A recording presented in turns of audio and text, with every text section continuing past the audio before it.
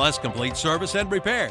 Shelby Heating and Air and Hopper Heating and Air. Now one. Call 704-487-7877 today. You're listening to the Wolfman Jack. I tell you, when I was a little kid, I was brought up listening to Alan Freed. Wolfman Jack. When I was just getting started, the hip thing was to say, "What's happening, Jack?" "Hey, Jack, what's going on?" So that was the hip slang, So being a horror classic freak like I am, I chose the Wolfman because it was a very animal-sounding name, and the name Jack because of the hip slang. What's happening, Jack? Because Jack always knew what was happening. You understand what I mean? Wolfman Jack. Wednesday, Thursday, and Friday mornings, 10 a.m. to 12 noon on The Balls. WOHS Shelby, online at kdcbroadcasting.com. Built upon a solid foundation of cast iron and steel, the Kubota L-Series is part of our under 100 horsepower tractor lineup rated #1 for reliability. They feature powerful Kubota diesel engines and easy operation. The durable Kubota L-Series. Talk to your local Kubota dealer today to schedule a demo. Go to KubotaUSA.com for full disclaimer. Your Kubota dealer is Parker Farm Service, located at 126 Bessie Drive on Oak Grove Road at the Highway 74 bypass in Kings Mountain. With warmer weather coming soon, get a great rate on recreational vehicles such as motorcycles, campers, boats, RVs, tractors, and more. Carolina Federal Credit Union in Cherryville is offered a special rate on recreation vehicles as low as 2.75% APR. Apply online at carolinafcu.org or by phone or in person. Rates based on credit history. Let Carolina Federal Credit Union treat you like family. Located at 1200 East Church Street in Cherryville. Hey, look, it's Gary Dellinger with Dellinger Electric. Gary, what's going on? Hey, Calvin, just stopped by to see how the new jingle was coming along. Well, as a matter of fact, we just finished it up. Want to hear it? Oh, I can't wait. Here we go. When it comes to your wiring, you don't want to monkey around. Call Dellinger Electric. They're the best electricians in town. Well, what do you think? I don't know. I mean, it doesn't even give her phone number. And monkey around? 704-435-0705. They're the best electricians in town. I don't have to pay for that, do I? Celebrating lives and healing grieving hearts. That's the theme of the Stammy Tysinger Funeral Home and Cremation Center in Falston and the Stammy Cherryville Funeral Home on Dixie Street in Cherryville. Their staff is committed to providing your family with the highest quality care and service in your time of need. For more information, visit the websites at StammyTysingerFuneralHome.com and StammyCherryvilleFuneralHome.com, both giving you the gift of comfort for you and your family.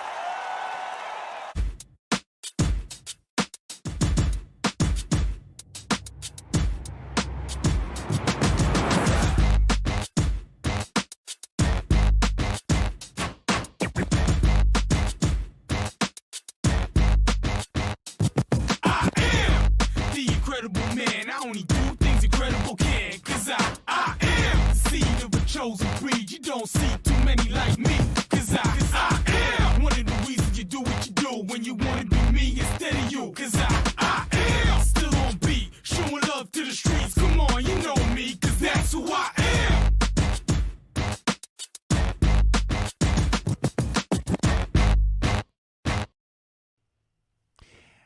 And good morning. Oh, I'm echoing. Oh, there we go. And good morning. Welcome to another Saturday Morning Sports Talk with Kevin, Zach, Tom, and Terry. And as always, JP pushing the buttons and chowing down on some Mitchum's Kitchen's fried bologna with cheese sandwich. Is it with some mayo? Yeah, mayonnaise too. Want to remind all our listeners that Saturday Morning Sports Talk is brought to you by Shelby Heating and Air. Give them a call, 704-487-7877. They'll take care of your heating and air needs today. JP, you got me in there? Yeah, I got you. Okay, I just want to make sure we had an extra button on here. We had an echo. That was on our end, not yours. But good morning, JP. How was your week? It's good. What'd you say you was eating? Fried bologna with cheese and mayonnaise. Have you started it yet? Oh, yes, I started it. Is it good? Mm-hmm. Okay, I want to make sure that was a deadly question, though. Zach, what'd you eat this morning? I had a normal bacon, egg, and cheese on toast.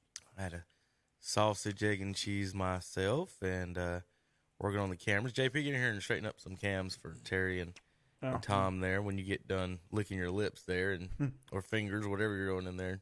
But good morning, everybody. Happy Saturday. Our first Saturday here in March, and we're excited about today's broadcast. Got a little bit of everything today. No major things happening as far as no playoffs or anything like that. We've got the start of NASCAR season. We've got lockout in baseball.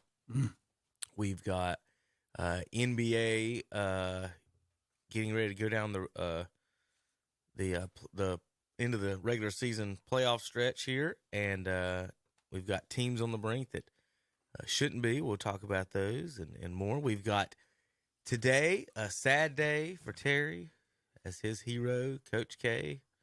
Well, Coach K's coming back for you guys. I don't know if you're excited about that or not. No comment there, Terry? No, he just shakes his head. But Coach K is leaving today. It's the sad day. It's been ESPN week, Coach K week. Dick Vitale wrote a goodbye letter to him, Terry, and or video or so. There was something on there. I looked. I was like, oh my God, I about gagged. What do you mean he's leaving today? Well, this is his last regular season game. Carolina Duke today. Okay. That's way more important than whoever beats him in the NCAA tournament. I hope Carolina beats them, but I just don't think they'll let it happen. Yeah, didn't they roll him at home that last time? That's when Dickie V called out some drunken college goons, and instead of calling out Coach K for all his shenanigans over the years. Well, that's his love. That's the love of his life. I know it's his man crush. Last time it was 31-8 to start the game, so Carolina hopefully will not let that happen. Maybe Hubert's got a better game plan. We'll talk about that and break down that here in just a little bit as well. Let's see. I said NBA, NFL Combine news and notes. Who's going where? We'll have some previews on that. Y'all can have Amari Cooper. Dallas is getting rid of Amari Cooper. Terry says, I don't know if that's being sarcastic or not, if he's for real feels about that way. We'll talk about possible moves for other teams. To the Panthers jump at one of these quarterbacks. We're going to talk hand size and a Liberty quarterback, possibly in the top 10. Then we've got some high school basketball stuff we're about to go over in just a second. And, of course, we'll break down the youth basketball league playoffs of our league and our kids. So let's first of all, like Tom said, we've got to talk a little bit here about our sponsor. And, of course, as always, it is Shelby Heating and Air here in Shelby, 487-7877. And pulling up the website here for the folks that are watching online. If you're listening on the radio, you can watch this show every Saturday. And believe it or not, we try real hard to show good graphics and back up everything we say as best we can. But there's the Shelby Heating and Air website. They've got reviews, products, services, support, special offers, financing, and then all kinds of information about them.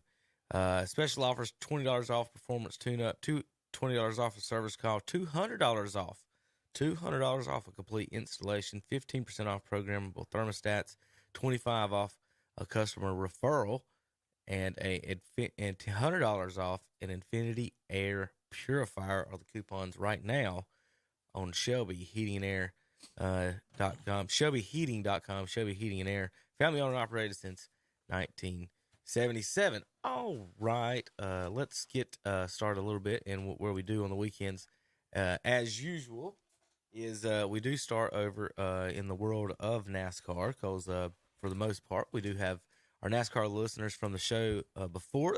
Great show, folks. Tune in 7:30 a.m. PRN at the track, guys. do a good job going over all kinds of racing news, and they'll talk a little short track racing and stuff too. Do a good job promoting all kinds of racing there. So if you're into that, so you use NASCAR, folks, we'll get started there. Terry, I've been thinking about this for a few days, how I wanted to word this, and then I totally forgot about it, and then I just now remembered it. So this is not probably the best way I had it. But with the new car, and now Daytona is hard to measure, but with the new car and what we've seen so far, the fact that your Daytona winner then qualified at a track that wasn't a restrictor plate race like that, then the competitiveness that we had of all the other drivers who aren't in main cars, and Tom and Zach, and I don't know if Terry, if you know this fact or not, 9 out of the top 10 on Sunday's race were in different race car teams. I don't know if that's ever been done, Terry, just saying that out loud. It may have happened in the old days or something. I don't know. But a Sunday's race, 9 of the top 10 finishing teams were from different teams. And I think that's huge. And the fact that we saw the 43 out there running in the front the whole day tells me everything I need to know, hopefully, about where this car is as far as competitiveness goes. Now, with that said, I will admit this. If Kyle Larson got to start at the front of this race, Terry, I might have a totally different opinion, and he might have led the whole race. Because he had to start at the back. And about halfway through, I looked at that, and my wife was walking through, and I'm watching it with the kids. And who's in first? It's like, 43's in first. Let's go. I think he's got a chance today. And then I looked up, and they showed Larson was about like in 11th. And I knew he started in the back, and I said, 43's got a chance, guys, but 5's about to win this race today. And he did. The boy's good. He's really good. So, again, I don't know whether I should measure it as it's great that the 43 was there all day. Austin Dillon finished second. Well, Eric Jones is not a bad racer. No, I mean, and when he got in the 43, he's won races. Yeah. I was excited about that. Yeah. So I knew that Petty in the big, but Terry, what you just said, you're right. I expected him to compete in Daytona and Talladega, absolutely. But that right there, what they did Sunday with him out there out front like that, I'm hoping the fact that there's 9 out of another 10, that's just not a Kyle Larson thing. Hey, I got there, I'm the best. But 9 out of 10 different race car things. Is that not good for NASCAR maybe going forward?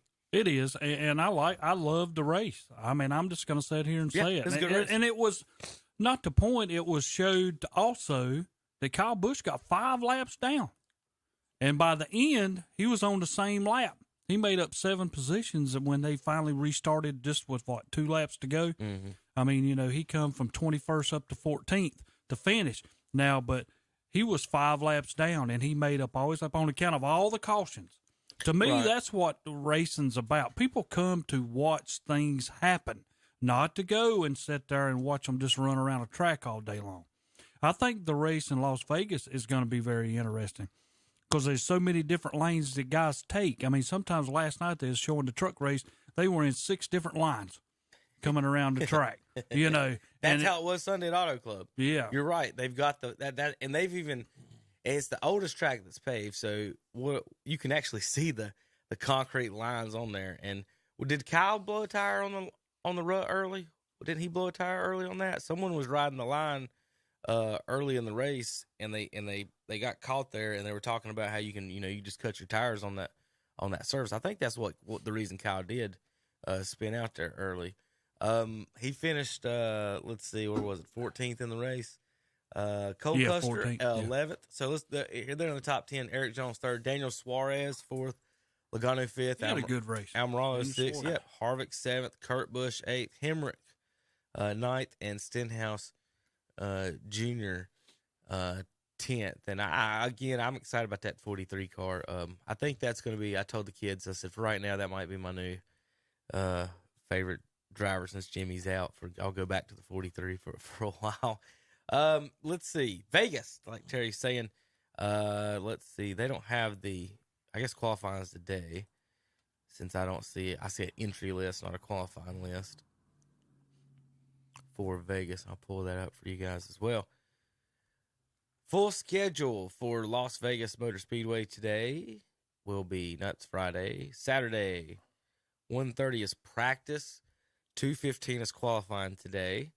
The Alsco Uniforms 300 Xfinity Series will be at 4:30 today.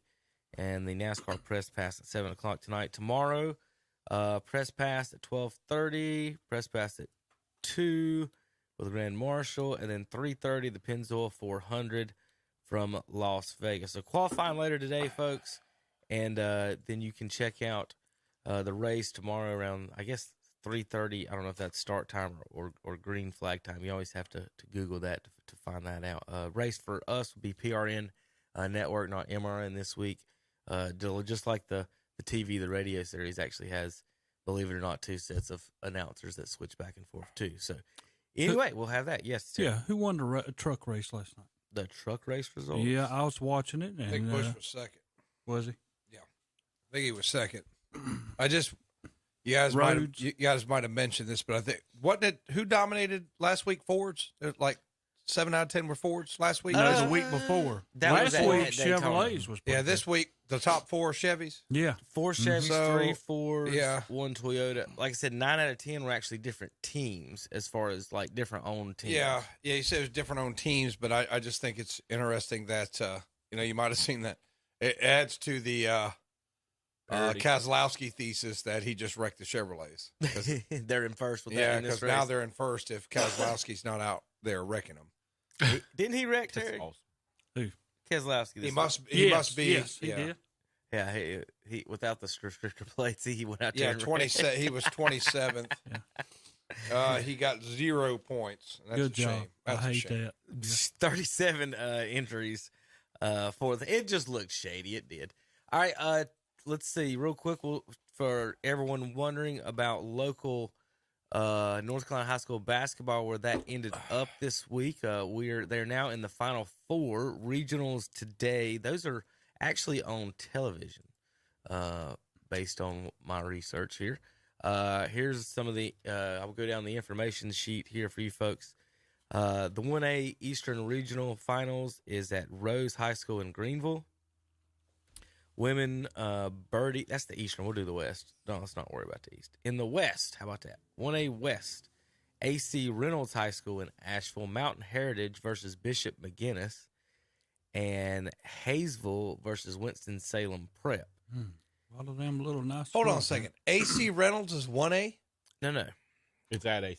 So what they're doing, Tom, Tom, okay. They're doing they're doing neutral sites, which I like. Okay. Yeah. But what they didn't do, instead of going by what's the closest for both of these teams, they just put the 1A at one place, the 2A at one place, the 3A at one place. And I don't know why that matters. I guess maybe hoping that 2 teams, like if you got 2 teams in the Final Four that play at the same place. But again, if you're going by location, they would be playing at the same place. Okay. So either way, again, Tom, the maps on here, the I can't stress enough that the brackets always have the East on the left side and the West on the right side of the North Carolina High School Association brackets. Makes sense. And that drives me nuts. It's just the little things that matter. All right, so the 1A Western Finals will be Mountain Heritage and Bishop McGuinness girls. Hayesville at Winston-Salem Prep, who beat Bessemer City by 4 at home the other night.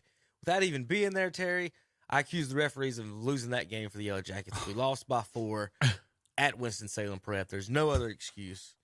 Winston-Salem Prep's 25-2. Hayesville 26-0 in the 1A. Tom, I know this wouldn't surprise you.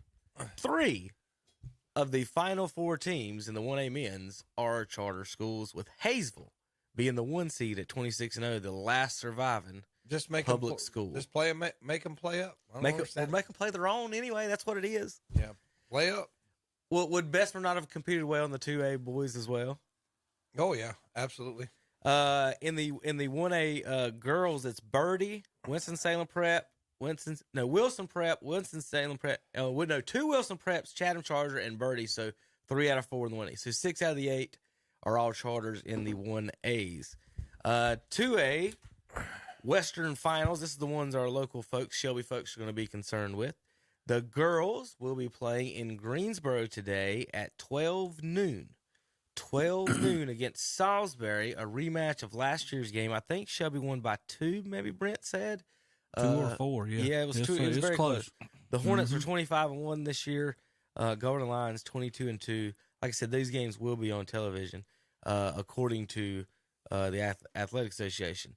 Men's final is North Surrey against J.M. Robinson, who ran from the 6th seed. So you got a 4 and 6 seed matchup there. In the 3A West, we have at Freedom High School in Morganton, North Davidson and Inca for the girls, Central Cabarrus, who has just blown everyone out, 30-0, the number 2 seed versus West Charlotte, who is 20-9. I would bet they Central Cabarrus wins a lot. Central Cabarrus beat Inca, which was the team that beat Crest. They beat him by 42. Yeah, I was about to say, what if like 30 or 40? Yeah. What do you think about that, Tom? I think Central Cabarrus beating Crest by 40. I think no, I don't know if they would have beat Crest by 40. I didn't say that. I said, what if that? I mean, theoretically, how would you feel about seeing a Crest team lose to a team by like 30 or 40, knowing that how good that you've seen Crest play? Yeah, Coach Levine thought that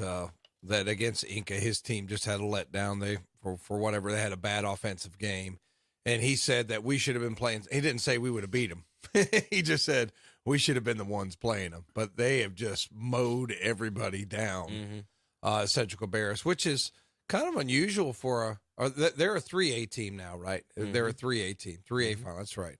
That the public school in that area of North Carolina, in the Charlotte metro area, were able to keep their good players at that school. Because and I know the Christian schools, the private schools, the charter schools get them.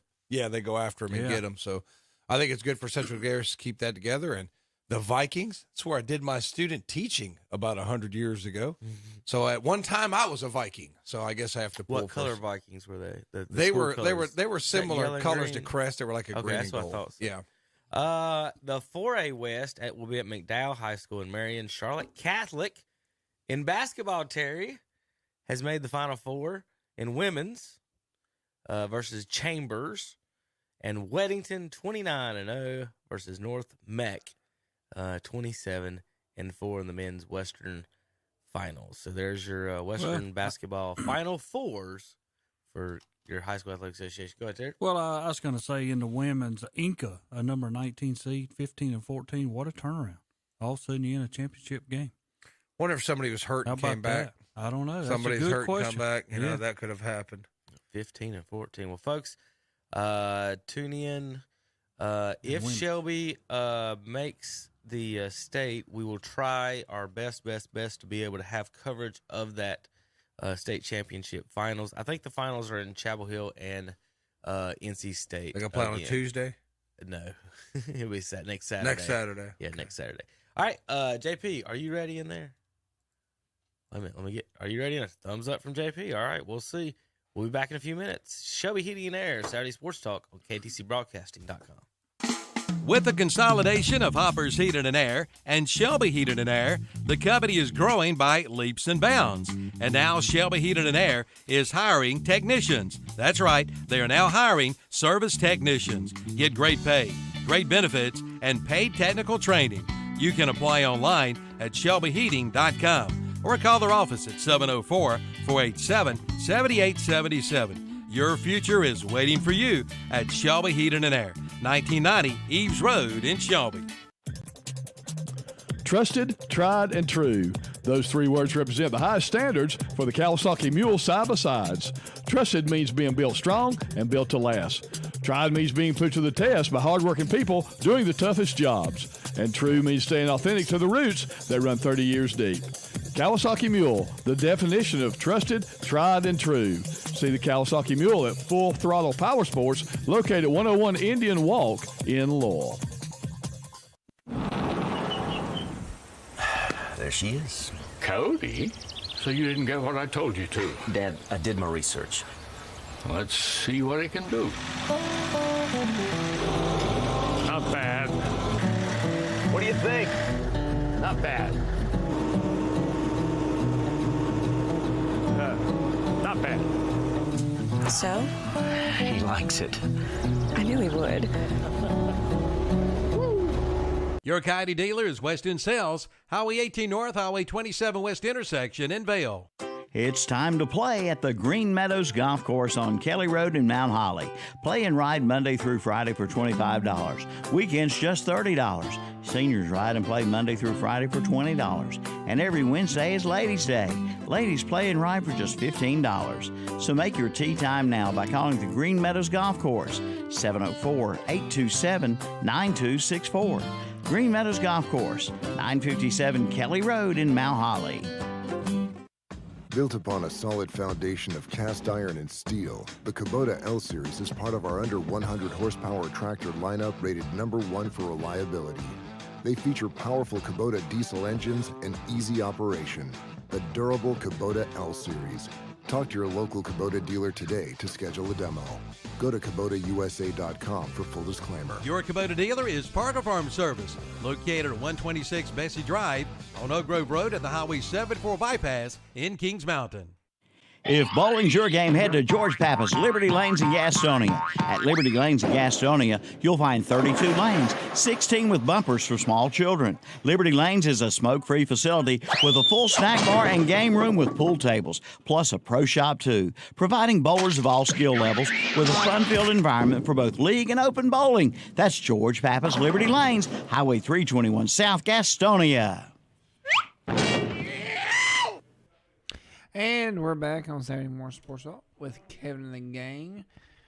I'd say I never did understand that Liberty Lanes commercial on here with the what is with the screaming? I never did understand that, but I don't guess I'm not supposed to understand it.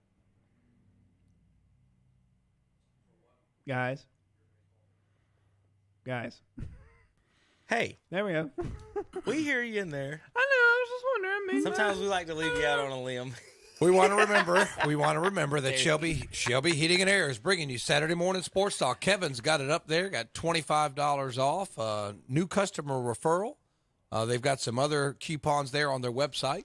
So check them out at shelbyheating.com. Give them a call, 704-487-7877.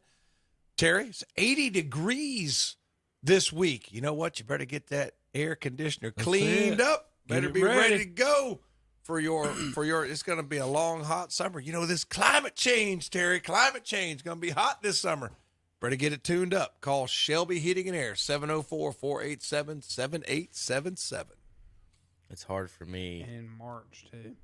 It's hard for me being a, JP, okay. It's hard for me being a 90s kid and hearing someone say 80 degrees and not start doing a Snoop Dogg rhyme, but I'll digress on that, the rest of how that goes. But, it was. I tell you, what day was that? What day was it 80? Was it Thursday? Thursday. Yeah. Yeah, because I had to go home and then back to the school. I said, "Well, honey, it's a nice walk. Let's go for a nice day. Let's go for a walk." Got about halfway across the block. I said, "Man, I'm sweating out here today." It's March. We left the church at 1:00. It was 78. We was gone for an hour and a half. When we came back, it was 83. Shocked at 5 degrees, 83 degrees in March. It was the hottest day, the earliest they've ever had that day be that hot ever. So this is an example of Boone weather the past week and what's going on, where it starts off in the 30s or 40s, and then at the end of the day it'll get up to the 70s, and that's exactly how Boone was for between March to mid-June, and then from September through November. That's the weather. It's 40 degrees in the morning. It's 75 degrees in the afternoon. That's the weather. But see, that's my weather. I love it. I'll take that all year. Yep. I don't like it. Now, I was in Boone in January. That's not it. And it's 20 degrees and the wind's blowing. No, right. I was in January and February is not it. I was in Astoria, Oregon in August, and the high was like 68 degrees. I'll take it all year. Put on a sweatshirt and a pair of shorts. Yep. I'm fine. But this 80, when I got to 80 degrees the other day, I'm like, nope. I'm never moving to Florida. I know that. I know people love it. I would in a heartbeat. Florida? Yeah. You'd fit in there with the rest of the nuts. I would in a heartbeat. You know what I was telling my kids, I'll be Florida man, every story, Florida man. We're teaching the 13 colonies, and I always like Rhode Island is the colony I pick on because they're kind of nuts there, what they did with the currency policy, and long story short. So I said, well, they're just kind of nutty. I call it Nutty Rhode Island. We'll talk about it later. And one kid raised his hand. So Rhode Island was Florida. And I just lost it. I was like, well, Florida's got them quite a reputation, don't they, Larry? Terry, that the nuts Florida man is, the kids do Google that. Florida man, and it's whatever comes up is the nuttiest stuff you've ever heard of. So we're going to start where Terry mentioned a little earlier. Is he singing? He is singing. Yeah, he's weird. I embrace it. I'm thinking when you said something about Florida, it made me think of a joke a comedian did, and that's what I've been thinking about since you said Florida. Okay. Well, let me tell you something, Barney Five. When we have sing, oh, never mind, JP. It's hot. What? Please. I welcome what you have to say, Terry. All I have to say is go. I don't pay any attention to it, but I welcome it. All right, JP. All right. Over in the NFL, Terry, they're saying Cowboys likely to release Amari Cooper. Terry, is this the beginning of the end of Mike McCarthy, or is Sean Payton going to be your coach next year? Are we already building? Dak's numbers are really different when Amari Cooper's on the field, whether you want to pay for that amount of money or not. If you don't have him, I think somebody pointed out that you had your only players, Lamb, and he has had the case of the dropsies at the end of the year. Gallup, Lamb, who's the other one? Yeah, Wilson. I didn't even know who that was until they said it the other day. So, Terry, we'll start with your Cowboys and the situation they're in. And what do you think they're going to do this offseason, that and Zeke and whatnot? A little quick synopsis. We'll go around the league and the table, and we'll talk quarterback hand sizes here in just a moment. Yeah, well, speaking of Dallas, and I'm the very opposite. It seems like whatever I think, they do the opposite. So I always thought, and I even mentioned this on this program, that we should get rid of Gallup. I mean, I've already said that. And then here we go, and Cooper is going to be the guy that we get rid of. We got Wilson. Wilson's going to fit in, but now you're looking at a Lamb, and now they're talking about Lamb being your number one receiver now since you're going to get rid of Cooper. I think Dallas is messing up again, which, what is that different? But I think we need to keep Cooper and get rid of Gallup. That was my deal. It does not look like that's what's going to happen. Now they're talking about Zeke, and they said he's maybe washed up, but then on the primary hand of saying that, Emmitt Smith, some of his best years come later, and then they start looking at that, and they said maybe Zeke's not done. Is Pollard a number one running back for Dallas? No. I think Zeke's got to be there. I think Pollard is a great running back and is going to help us in a lot of stretches, but we can't get rid of Zeke and expect Pollard to be your number one guy. I don't think that would be able to happen. I think he'd get hurt, and then we'd be up the creek. So, as far as Dallas goes, they need to look, and this is myself, we got tight ends. We need nothing there. Need to look at offensive line again to replace some of the guys that's there. And maybe secondary. I think our linebackers are okay. And defensive ends are okay if you keep them. But I'd go secondary, and I'd go offensive lineman. Now, looking at Zeke's numbers, yes, he had 1,000 yards. Yes, he averaged 4.2 yards a carry. He had 10 touchdowns. Now, the thing that you do look at that, Terry, now, is that at 7th in yards, is 230 carries even that much at all? Now, with that said, and Tom, for a fact, he was splitting carries. Nick Chubb has 10 less carries than Zeke and 200 more yards. Is it a great thing, though, Kevin? This is how I look at it. I look at a running back, and I'm looking at Zeke. He had 1,000, just a little over 1,000 yards. Right. Okay, that's 17 games. Yeah. Come on now. Yeah. I mean, you're talking maybe 60 yards a game, 65. 58.9. So there you go. I mean, that's nothing. That is nothing for a running back. How long is he under contract? Because they gave him that extension. 2 years, I think. I don't know that I think it's exactly. 2 more years on his. No. But wait a minute. He's got 1 more year than Cooper. He goes through 2026. But I think they can. I cut think him. it's his. And- Yeah. I'm telling you, I'm just looking at some of these folks. I'm just very, very reluctant to give longer contracts. I mean, because the shelf life's just not. I mean, if you give a guy a long contract, you better make sure he's the real deal, because I've just seen it too many times where stud to dud, you know. Yeah. And Zeke's done that. And now, I mean, 1,000 yards is nothing. the Browns are sort of going through this with Landry. I mean, he was so great, and now not as productive, injury prone. You owe the guy $16 million. You know, a lot of these guys that have been making more money don't want to renegotiate, you know, so you got to let them walk. And I think that's what the Browns are going to do with Landry. I think that's what the Cowboys are going to do with Cooper. I mean, you're not wanting to write more than $10 million checks to guys who and he's not once you worth can get $20 something million. No, he's got $20 million, $22 million cap hit this year, I think it is. And then I think you was talking about Landry. He's 14 or something. It's such you can't a pay that. 16. They're going to save. I think they're going to save 16 when they cut him. You can't pay. Well, I mean, there's your Clowney money. Yeah. You know what I mean? Yeah. So I mean, it's just this is one of those things where you like the guy, like he's one of the most popular guys there, but it becomes down to a business decision. Yeah. So almost, and I like to say this, you know how in the NBA, you like if you're paying, if I'm paying somebody $25 million, I want him to get 25 points a game, based on the salary cap. It only matches up with the points per game. In football, if you're paying a guy, I want $1 million a touchdown. Okay. So for example, if Zeke's paying $16 million, I want 16 touchdowns from him. And 1,500 yards. I'm not asking him to get 100 yards a game. The yards. I'm Is saying different. 1,500. Yeah, it's different. The way they play is a little different. So, Yeah. but I don't you can think still, the attempts thing, score. Terry. Yeah. Again, like back in the day, I want to say 4.2 yards isn't that bad. I would say average this his run career 3 was 4.1. Yeah. But I'm saying, attempts. I bet they was 350 or whatever back in the day. I'd say today, like a 900 to 1,100 yard season is really good. Yeah.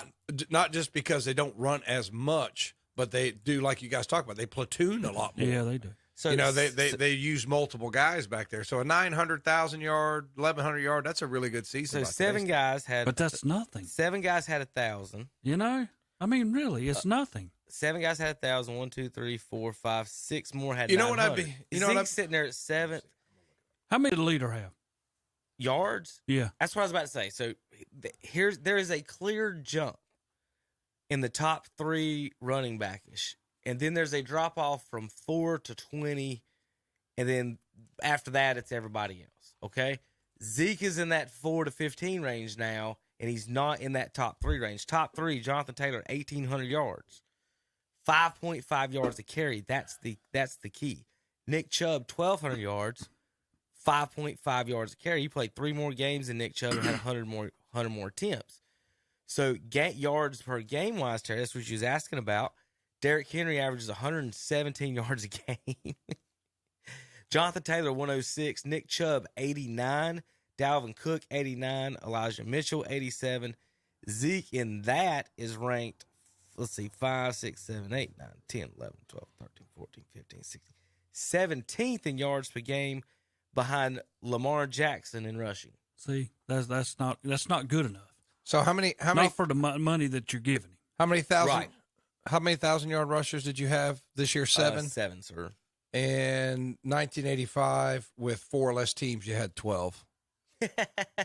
So I mean, it's just the game's changed. Did it show how many carries they had, Tom? Yeah, if you look at the carries that they had, let's see, they got their age, did game started. You know what? They do have the yard average is still about the same. Well, a little bit. A lot of them are averaging over 4. Well, Gerald Riggs was number 1, 4.3 yards a carry. 19. Marcus Allen was 2 with 4.6. How about 2004? Way more recent, Tom. Okay, I'll check it out. Now I'm looking right now. I've got it on the screen for you. 18 running backs had 1,000 yards. Yeah. 18. That's In what year? 2004. 2004. Okay, that's this millennium. But 18 running backs had 1,000 yards. Zach, we were talking about only 1 running back had over 300 yard carries last year.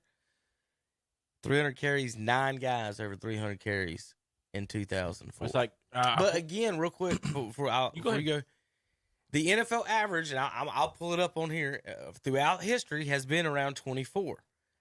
This year, I think it was 23. So, again, just like the NBA, they're advertising, we got more scoring, we got more points. No, you don't. It's all a lie. It's all facade. Yeah. We're hitting more home runs, still scoring the same amount of runs. We're hitting more threes, still same more. And they do these dump passes too that are basically runs. If you you know, and they're just dropping it off. And you talking about Pollard, with the change of pace back. Yeah, those don't really count. Yeah. So some of them could have been runs back in, and today I'm looking at 91. Emmett had 365 rushes, 92, 373, 93, which was the shortened season, if you remember. Well, for him, 283 yards that year. He did. He had 1,400 yards when he missed. He missed first two games, right? Yeah, he missed the first two. Yeah, and then 368, 377. So Emmett was, above 350 for 5 straight years. So, all right. So I've got it right here. Here's the scoring average through NFL history. We will start. What year? You want to start since 2000? Is that good enough? 22 years. I'm going to round, if that's okay for the folks at home. And for you looking at home, what I'm looking at, you're going to be looking at this bottom right-hand corner number. So this 20.7 is where I'm going at from the start. All right, so 21, 20, 22, 21, 22, 21, 21, 22, 22, 22, 22, 22, 23, 23, 23, 23, 22, 23, 23, 23, 25, 23. So, 21 to 23 for the most part, last 20 years. Had one outlier at 25. At an average, yeah. I think you can actually do that. Select all of them through 2001. Doop, doop, doop, doop, doop, doop. And you look at some of them years and say, they might be scoring more, but sometimes the defenses are horrible. Well, that's also relative too, and we talk about that a lot more in basketball than in anything else. And I like to say, the shiniest or the best smelling turd in the toilet bowl. Just because you're the best player of this generation, don't mean you're the best player of every generation. Yeah, exactly. You talk about point being, is Floyd Mayweather going to beat Muhammad Ali, Terry? I mean, point being for me, probably not in the prime. Look at the game between Buffalo and Kansas City. Was it Buffalo and Kansas City? They were playing, and Buffalo's supposed to have the number one defense, and they couldn't stop a cold. No, they wasn't trying, or whatever they were doing. It wasn't good. Yeah, I would love to have taken the Chicago Bears. Yes, I was thinking their exact defense same thing. And put up against that, because you know what? I don't think Mahomes. He would have never had time. Yeah, because Chicago would have said, "We're coming to get you." Period. They wouldn't have been playing prevent the whole time down the field.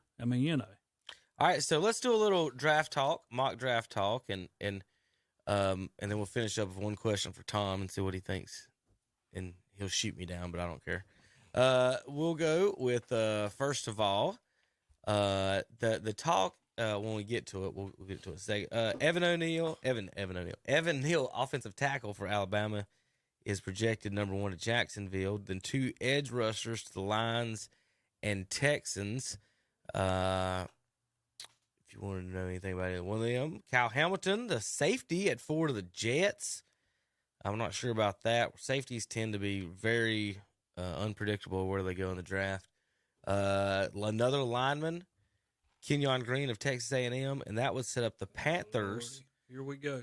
And in this mock draft, and I've told you guys since it starts, there's no way there's not a quarterback drafted near or in the top 5. Panthers sitting at 6.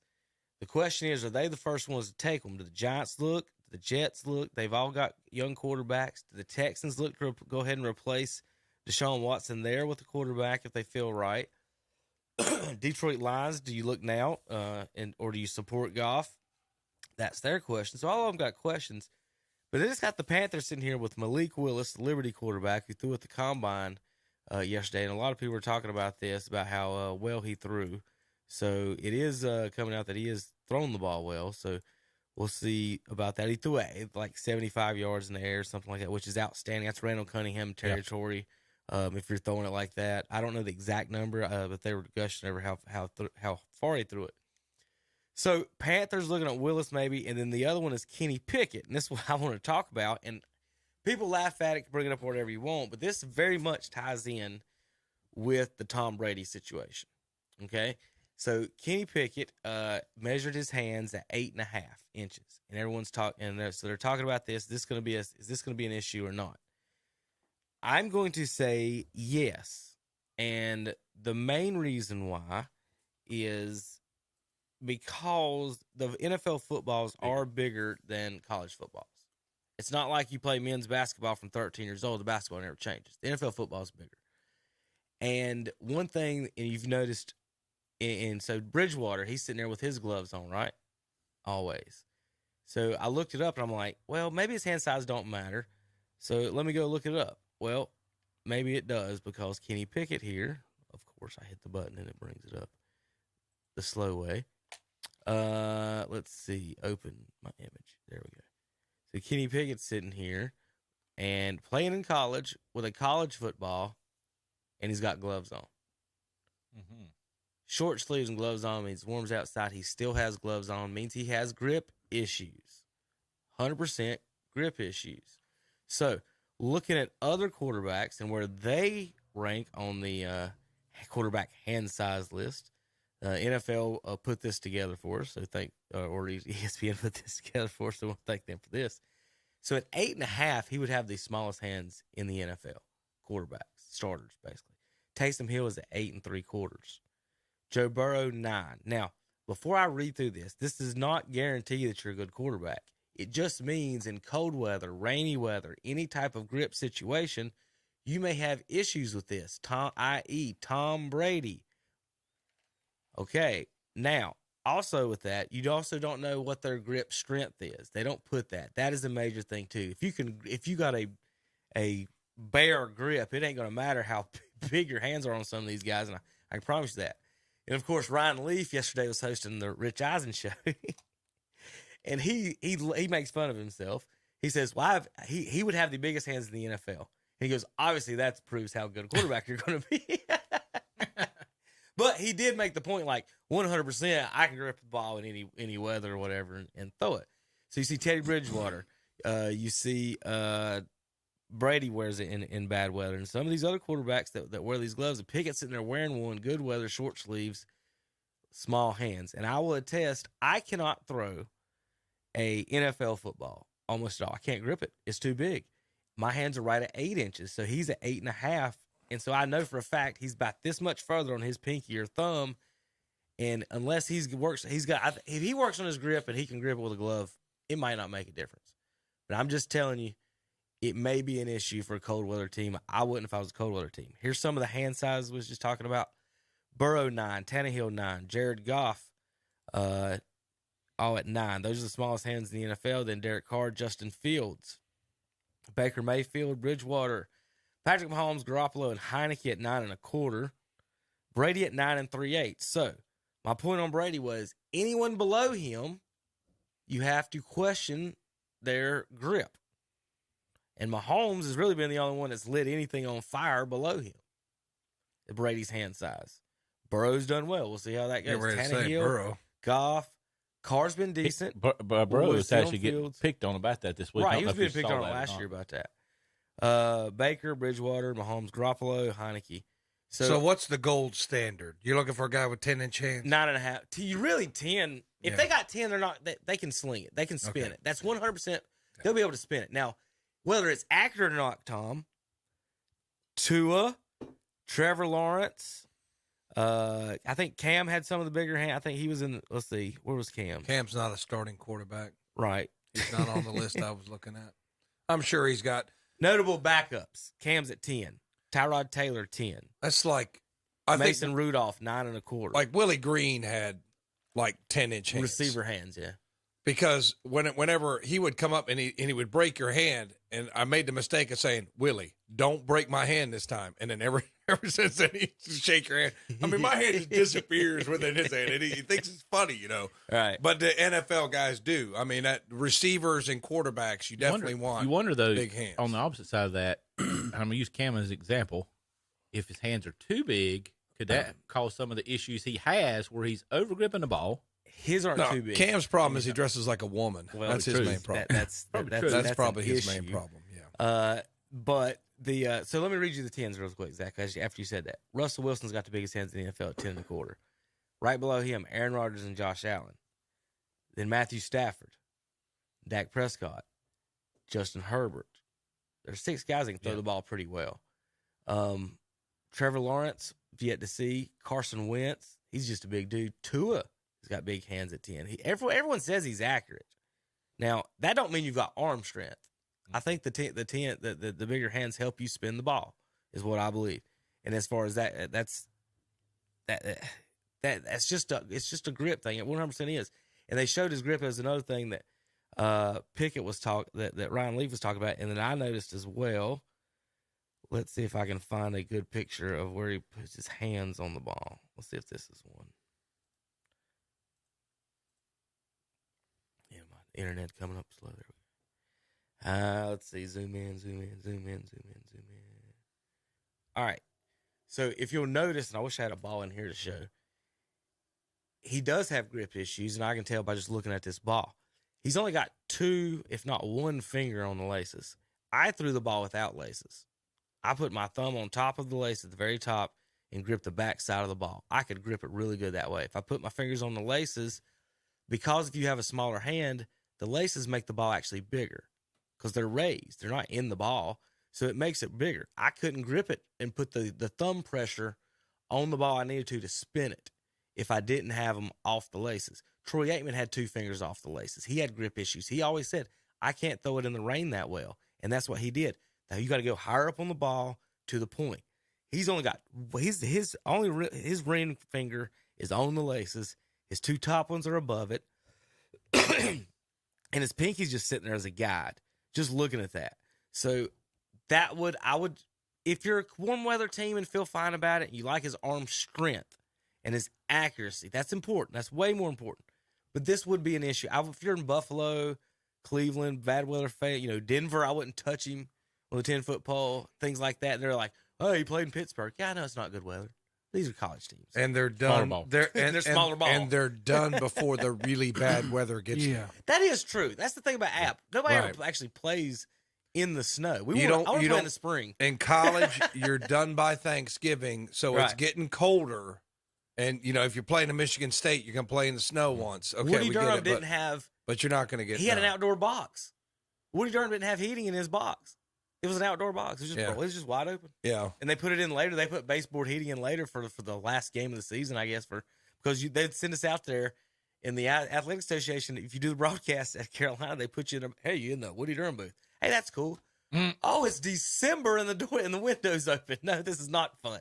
Put us in one of the 500 luxury suites in the building with a plug-in. That's all we needed. But no, they sit you in the Woody Durham suite to freeze. So you're 100% right. They don't even play, for the most part, in bad weather in college. If you make it good, if you go somewhere good, they don't. The Boise Bowl, is that the only one that the bad weather, the blue turf bowl?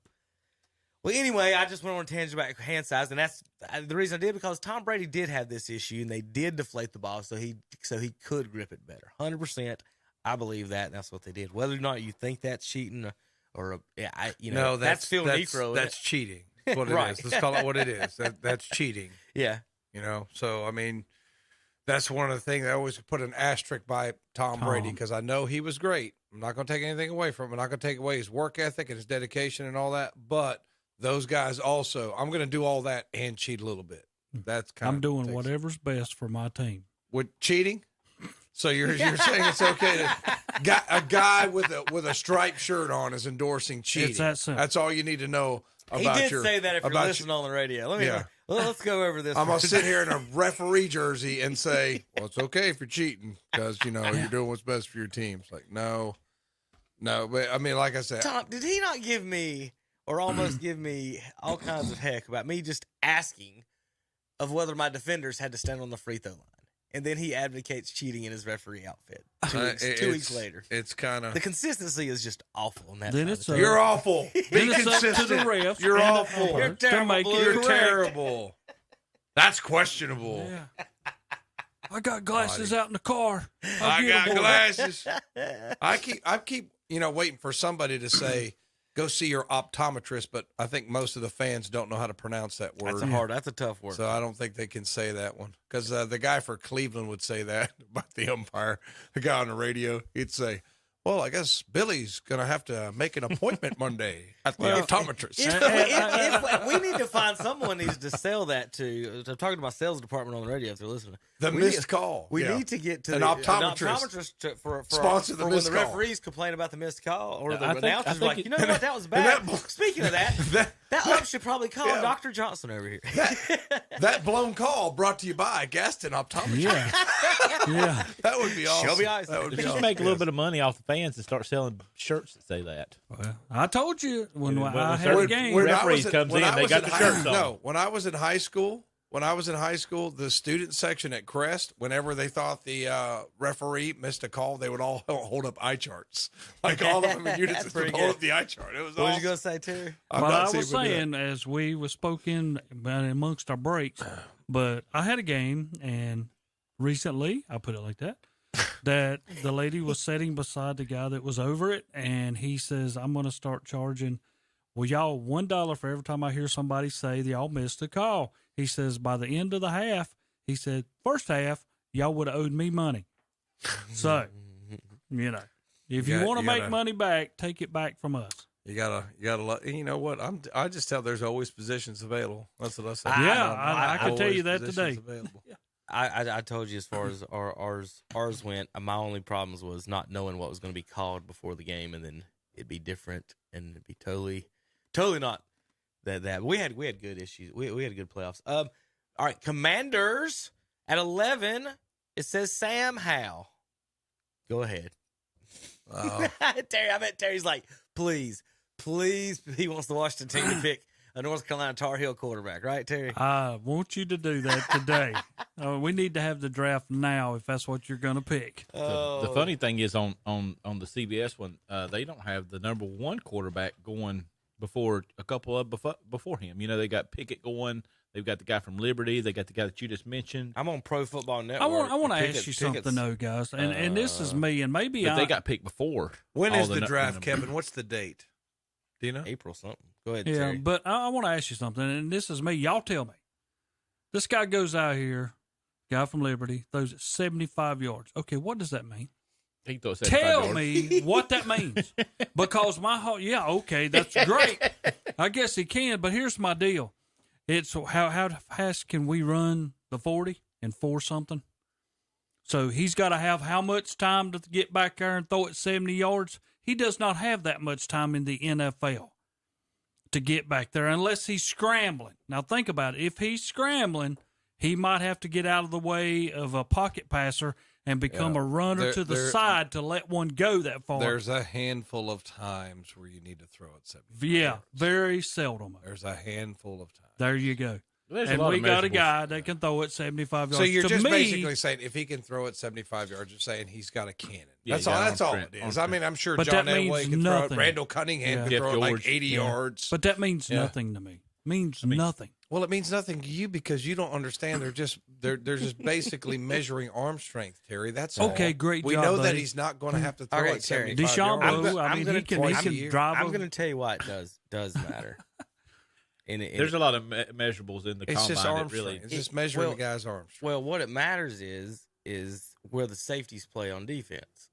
So if I'm against Randall Cunningham, I need to take 5 steps back because that ball's going to float a little longer when he does throw it deep. Whether he throws it 40 or 70 is a big difference. I can only throw the ball about 50, 55 yards. The safeties would only have to play or look to get that far deep. If Randall's back there, I might need to take a few steps back because that's a different angle than 50, 55 yards is different than 70. So it does make a difference. But again, Terry's probably point is that most of them are throwing 60, 65. So I would be concerned with, and I don't know if I've ever seen this drill, is how far they can throw it on the run. And Yes. if they can throw it on the run. Yes. Because one thing you'll see as Not far no as 75 yards. you're right. One thing you'll see as far as Mahomes and them goes, he used to play baseball. So the one thing about throwing on the run is your hips. You have to turn your hips the right way. Whether it's going left, going right, you have to turn your hips. And the guys that played baseball, know how to turn their hips to throw it to short, to second base, first base, whatever they're playing. The infielders, Kyler Murray's, all those guys, they can throw that ball on the run. That's why they throw it on the run. They played baseball. So the ones that are stiffs, like the Drew Bledsoe, he might need to go 1, 2, 3, 4 and throw it 75 yards, Terry. But the other ones that don't, I agree. I think the throwing on the run, Brett Favre could sling it on the run. Anyone that it's almost not about distance on the run as much as it is about ball speed. You can't float it when you run out to the side. You've got to put some zip on it. So I was looking for the longest. Thanks for answering my question. Football throws. All right, there you go. And longest throw in NFL history during a game was 76 yards by Randall Cunningham. So that's for you wanting to know, Terry. In a game, the longest throw in NFL history was 76 yards. And the Minnesota Vikings. Yep, and that guy needs to work on his arm. He's a yard short. I bet he threw it to Moss against the Cowboys. That wouldn't surprise me. That was the one. It's not saying. Whatever. Anyway, fastest football throw ever right now is Mahomes at 60 miles per hour. I did see the guys the other day throwing in the 50s, so I didn't know exactly. As far as history-wise, if they even used to do that or not. But anyway, I was trying to find the actual combine throws. But yeah, I mean, it's of note. It means a big arm. It means he can throw it deep. It means he can do some things maybe others can't. And you can teach maybe some things. It's that, Terry, you know for a fact, the thing that Troy Aikman and Irvin killed people on was the deep out comebacker. And all it is it's 17 yards to a first down. Yep. I'm running 19, and you can't stop me. Yeah, and I'm going as hard as I can. I'm stopping. And you've got to be able to throw that pass hard, accurate to the outside. And Aikman was nasty at that, and Irvin caught everything thrown in that direction. And so that's a big play. That's what that arm that I believe the reason you need it. It's got, like I said, the Commanders looking at Sam Howell at 11. Tom Olave, is that how you say his name? Yeah. At 13 for the Brownies. Yeah, your boy Mel Kiper thinks they're going to trade up to get the kid out of USC. What position? Wide receiver. Oh, what's that kid's name? Whatever Mel Kiper said is not happening. Yeah. Or they're going to be a flop. Or they're going to be a flop. Well, they can get Olave by sitting still. Didn't Mel Kiper say? I think that Drake London, that's the kid out of Southern Cal, but I'd be very happy with Chris Olave. Tom, now. Pro Football Network's got Drake London going 19 to the Eagles. Yeah, I think Olave with his 40 time, he and Garrett Wilson, both sub 4.4 40s in the combine. So we've really churned out the wide receivers in recent years. Yeah, you have. So I think both of them are going to be going to be solid pros. They're going to be solid pros. So Garrett Wilson's probably going to go to the first, and then Olave. But I like Olave. He's a lunch pail guy. He works. He's a great wide receiver. He wasn't even really recruited. They went out to California to recruit a quarterback, and Olave was the guy that he was throwing to. Yeah. And they were like, "Who's that guy?" Now he's the first round pick. And they recruited him to come to, and he didn't want to because he's from California, but he ended up going there, and I think he's a great player. Seems to be a great guy, good work ethic. So I like that pick, and plus it's a need. They're going to let Landry walk. They're probably going to let Higgins walk. They need to totally redo the wide receiver room. So, of course, might have Amari Cooper. Well, Stefanski likes to throw to. See, don't bring in an Amari Cooper because you're not going to get the ball. I think that an Olave as a rookie, it'll be a little bit better than a veteran coming there, Terry. Like an Amari Cooper's like, what is this tight end offense? I got 10 balls in 10 games. So I don't know what they're going to do to get the ball to wide receivers a little bit more. But if you're a free agent wide receiver, seriously, would you go to Cleveland right now? I mean, I'm not getting the ball. I'm not getting the ball. So why do I want to go someplace where the focus is running game and tight ends? All right, I don't know. So Coward, a couple other ones, mate. Terry's got you guys picking a safety at 24. Your NC State Wolfpack defensive or offensive tackle, Ekwonu, going to the Steelers at 20. If you just a little couple of notes. All right, Tom, so I did want to ask you about that. With all the quarterback rumors and everything, it's got Kenny Pickett dropping to 32 to the Lions. Right. It does. And it's the crazy thing on how off back and forth they got Kenny Pickett going to the Panthers at 5, and then they got Ekwonu going 3rd to the Texans. The thing CBS. is, they don't know. Listen, they don't know. They Lions don't know. 32 Pickett. That's a great. That would be a great pick. Or if you can get that's him their in the second first round pick. If you can get him in the second round. Well, that is the second round. Yeah. It's the last pick of the Technically, first. it's the first round. Oh God, Technically, it's the first round. But they could use a young good quarterback. Is my point. Yeah. And to get one that some people think may be good, and he's in the dome, so he's not worried. He's not worried about the small hands thing half the in games. dome. Yeah. You're not concerned about that, except maybe in Green Bay. So the big news is, I saw the tweets this morning that Aaron Rodgers is deciding between Denver, Pittsburgh, and there was another AFC team. So he's not going to be back in Green Bay? Green Bay is the fourth. And staying in Green Bay, or if he wants to be traded to the AFC, it was Denver, Pittsburgh. Who's this? Am I a terrible person for not caring? You're like me, Tom. I do not care. It's just kind of like when LeBron James did all I his think drama. he just prolongs everything. It's Make like, up your mind. What Be are a grown man and like, make what up are your you, mind. a 15-year-old girl trying to decide who you're going That's to the what I'm prom saying. with? And the same thing. I mean, he's hurting Green Bay, but he's also hurting the team. He's going to get. Yeah. He's hurting himself. Tennessee was the other one. He's just absolutely. I mean, seriously, out of those teams, I'm going to Tennessee. It's a little bit warmer weather. It's a tax haven. That's They're why. already really that's good. why Tom Brady went to Tampa Bay. It's a tax haven. You don't have income tax. So, and plus you got Derrick Henry, and you got those huge wide receivers. Just go to Tennessee and shut up. Who cares? So I mean, Aaron it Rodgers just is kind of 7-9 in the playoffs since he won. Yeah, the that's Super what Bowl. I'm saying. I mean, this guy, he has won a Super Bowl. I mean, he's Mr. September and October. We all know that, and he can put up numbers. But he's not Tom Brady. I mean, we know he's not Tom Brady. So what? He's not Joe Montana. So why are we? He's no Troy Aikman. He's the none of those. The media just hypes this up. I would stick it back. I said, well, whatever. Aaron, when you decide where you're going, we'll report it. We don't really care about all this drama. Yeah, we're not it's a little coming to different your with house. LeBron James because you knew they were going to win a Do y'all championship. think he's unhappy and don't want to be there, or he's just trying to get more money out of him? Who cares? I just think he wants his name mentioned every day. I think he's a 15-year-old girl. That's it. If he ends up in attention, give me attention, if he ends give up me in attention. Pittsburgh, you're going to care. He's a I mean, 15-year-old really. girl. It gets on my nerves after a while. 13-3 the last 3 years. Now, with that, And yeah, out in the first round. Now, with that said, Tom,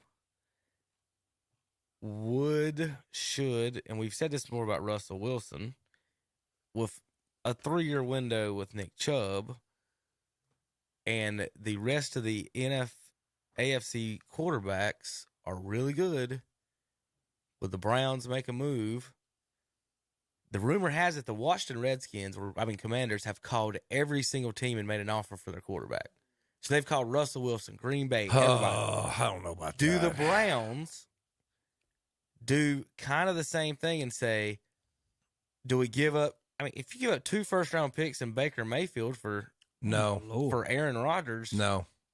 Why wouldn't They're going to keep. Why wouldn't you, though? They're going to keep because he's not going to win you a Super Bowl. Is Baker going to win you in the next 3 years? I don't know, but I know Aaron Rodgers is it. And if you lose all that draft capital, well, you're really making sure you're not going to win the Super Bowl. First-round picks are 50-50. They are, but depends on who you pick. All right. Get you an offensive lineman. Get you somebody. Get you an edge rusher. That's who you get in the first round. Somebody you know is going to be with your team and productive. I'd say this. They've already pretty much. My point is, Tom, they pretty when much you go in the playoffs, do you want to go with Baker Mayfield and whatever lineman you pick against Josh Allen, Mac Jones, Lamar Jackson, Joe Burrow, Patrick Mahomes, Justin Herbert, Derek Carr? I think I'll take my chances with Mayfield. If I have that solid offensive line and that running game, and a couple more pieces on the defense, what you're paying Baker Mayfield in year Basically, 5, you're gonna be a Tennessee model, basically. Tennessee Titans model. What you're paying BakerMayfield in year 5, I think it's good value for your money, because if you bring in Rodgers, you got to pay that guy $40 million, right? You got to pay him. You got to pay him crazy money. So somebody else is leaving. I don't know if I want to give up another couple pieces to bring him in. Plus, how long will he play? He's locker room issues. He's drama. He's I don't think he's a good teammate. I don't think people like to be around him. They don't like him. You know, so I mean, I wouldn't, not for him. Now Russell Wilson, I would have to mull that over. You know what I mean? Russell Wilson, question. I'd have to mull that. Two I was first like, I don't rounds, know. 2 first rounds, but not Baker, for Rodgers. I'd do that in a heartbeat for Russell. That's what because I'm he's saying, younger too. Though that's got to play. So my point on the Baker thing is this: is that maybe you have a 3 or 4 year window with Chubb. Is that do you want to take it with Baker, or you could, like I said again, you could package Baker and if you're Green Bay, honestly, why wouldn't you want 2 firsts and Baker? Because then you've got Baker and Love, and you got 2 first round picks moving forward. You get rid of this mess. Yeah, sure. whatever. Like you're saying, why would Cleveland do it when it's a great deal for Green Bay? Well, no, we're going to no, help no, Green Bay. It's great for Cleveland. No, I don't. No. Not. I Now, just if think it was I think right Seattle, I'd have to sleep on that. I think right now they're just outmanned. No. I like him. You can make the playoffs. They had so many injuries hurt, last year. They had so many injuries last year. How much of him being hurt too does that affect his playing? Yeah, ability? and he's had it repaired. I think he's due to make around $20 million next year, and that means you can get a couple extra pieces with that extra $20 million. So I'm just not for Aaron Rodgers. No, I saw him struggle. He struggled against the Browns. I mean, he struggled in the playoffs. He struggled at home. You know, against San Francisco, he couldn't get a first down. Remember to end that game. So no, I'm sorry. 3 out of 4 years, Baker's had a losing record. Before we get into Cam Newton territory, now Browns fans don't love him like the Panthers love him. Yeah, I know. But I'm just worried how many more years. And I think the Browns have done good by not giving him an extension and they're going to say, "Oh, you're definitely not going to extend him. Play this year. You're definitely not going to extend him unless he goes out here this year and just balls out." 14 picks, 21 picks. The third year was good, 26-8, 11-5. I mean, I think the big boys are right when they say, the big boys on TV, and they say you can't pay this guy $40 million. You can't do it. If you pay him $40 million, you're done. Because then he's untradeable. Well, so I mean, you can't do that. But I think where they are now with how much they have to pay him, and if they can bring in a couple extra pieces in free agency, you know, if they can get Clowney back, and they need some receivers. I mean, there's no doubt. But what are you going to give up all that draft capital for Rodgers? Real quick, while you're saying that, I'm glad you brought that up a little bit. As far as there's a fine line, and then we're finding this out in Arizona right now between paying these guys the 5 to 10 that they get on their rookie deals and $40 million. That is that isn't even close. 5 to 10 compared to 2025, that's comparable. You can keep a guy on your roster. Now, like you said, so Kyler Murray and them saying give us $40 million early, a year, they wouldn't be paid like the rest of the other starting quarterbacks. And then what do you do? Well, what I'm saying is that would you, like he's just said, do you pay Kyler Murray 40 or do you draft 2 guys? And I don't pay Kyler Murray $40 million $5 a year. million apiece.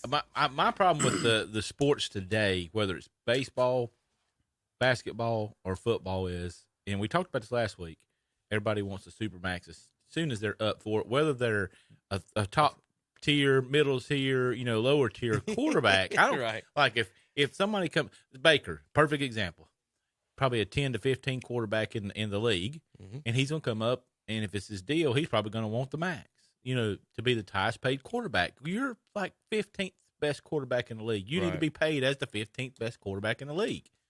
Put him comparable with that line and be done with it. But everybody's going, and the same thing's going to wind up happening that we're dealing with baseball, where you got money issues, and you're going to have. Well, see, the baseball players are trying to bring up the minimum wage guys. Yeah, because minimum wage guys were like $600,000 to $700,000. Then you got Mike Trout and these other guys making $40 million when they get paid as much in one day that these guys make all year. Yeah.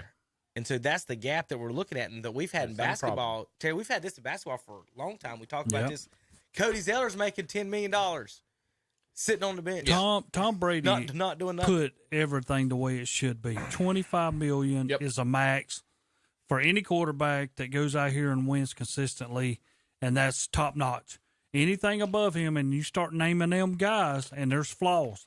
Carson Wentz, I mean, he can't even get on the field.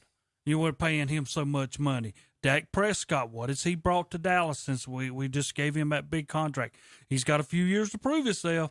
but you got to change it. You know what I'm saying? You've got to bring something back that's a winner of why I'm paying you $25 to $40 million. Now they're saying 25 million is a deal nothing. for somebody. It is, which I mean, quarterback wise, I think that's what I base mine on all the time. When I've got Tom Brady making $25 million, that's what I base mine on. So, all right, JP, you ready in there? Thumbs up from the JP. That's all that matters. All right, we'll be back in a few minutes. Talk college basketball, NBA, PGA, and more on KDC Broadcasting, MLB.com. Here's some good news. It's 2 for 1. Two good companies have now become one great company. Hopper Heating and Air and Shelby Heating and Air have combined their businesses to become Shelby Heating and Air. David Hopper invites you to call on them for all of your heating and air conditioning needs with name brands like Carrier and Goodman, plus complete service and repair. Shelby Heating and Air and Hopper Heating and Air. Now one. Call 704-487-7877 today. The Cherryville Golf and Country Club is now having a new membership drive. That's right. If you're not a member, now is the time. It is a 9-hole course that will be expanding to an 18-hole in the near future. Every Friday night, the restaurant, it will be serving the best steaks in town, along with ribs and seafood. And the best thing about the restaurant, it is open to the public.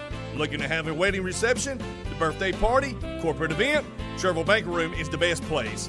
Ask Dan about their golf package fundraiser deal. Check their menu out on Facebook.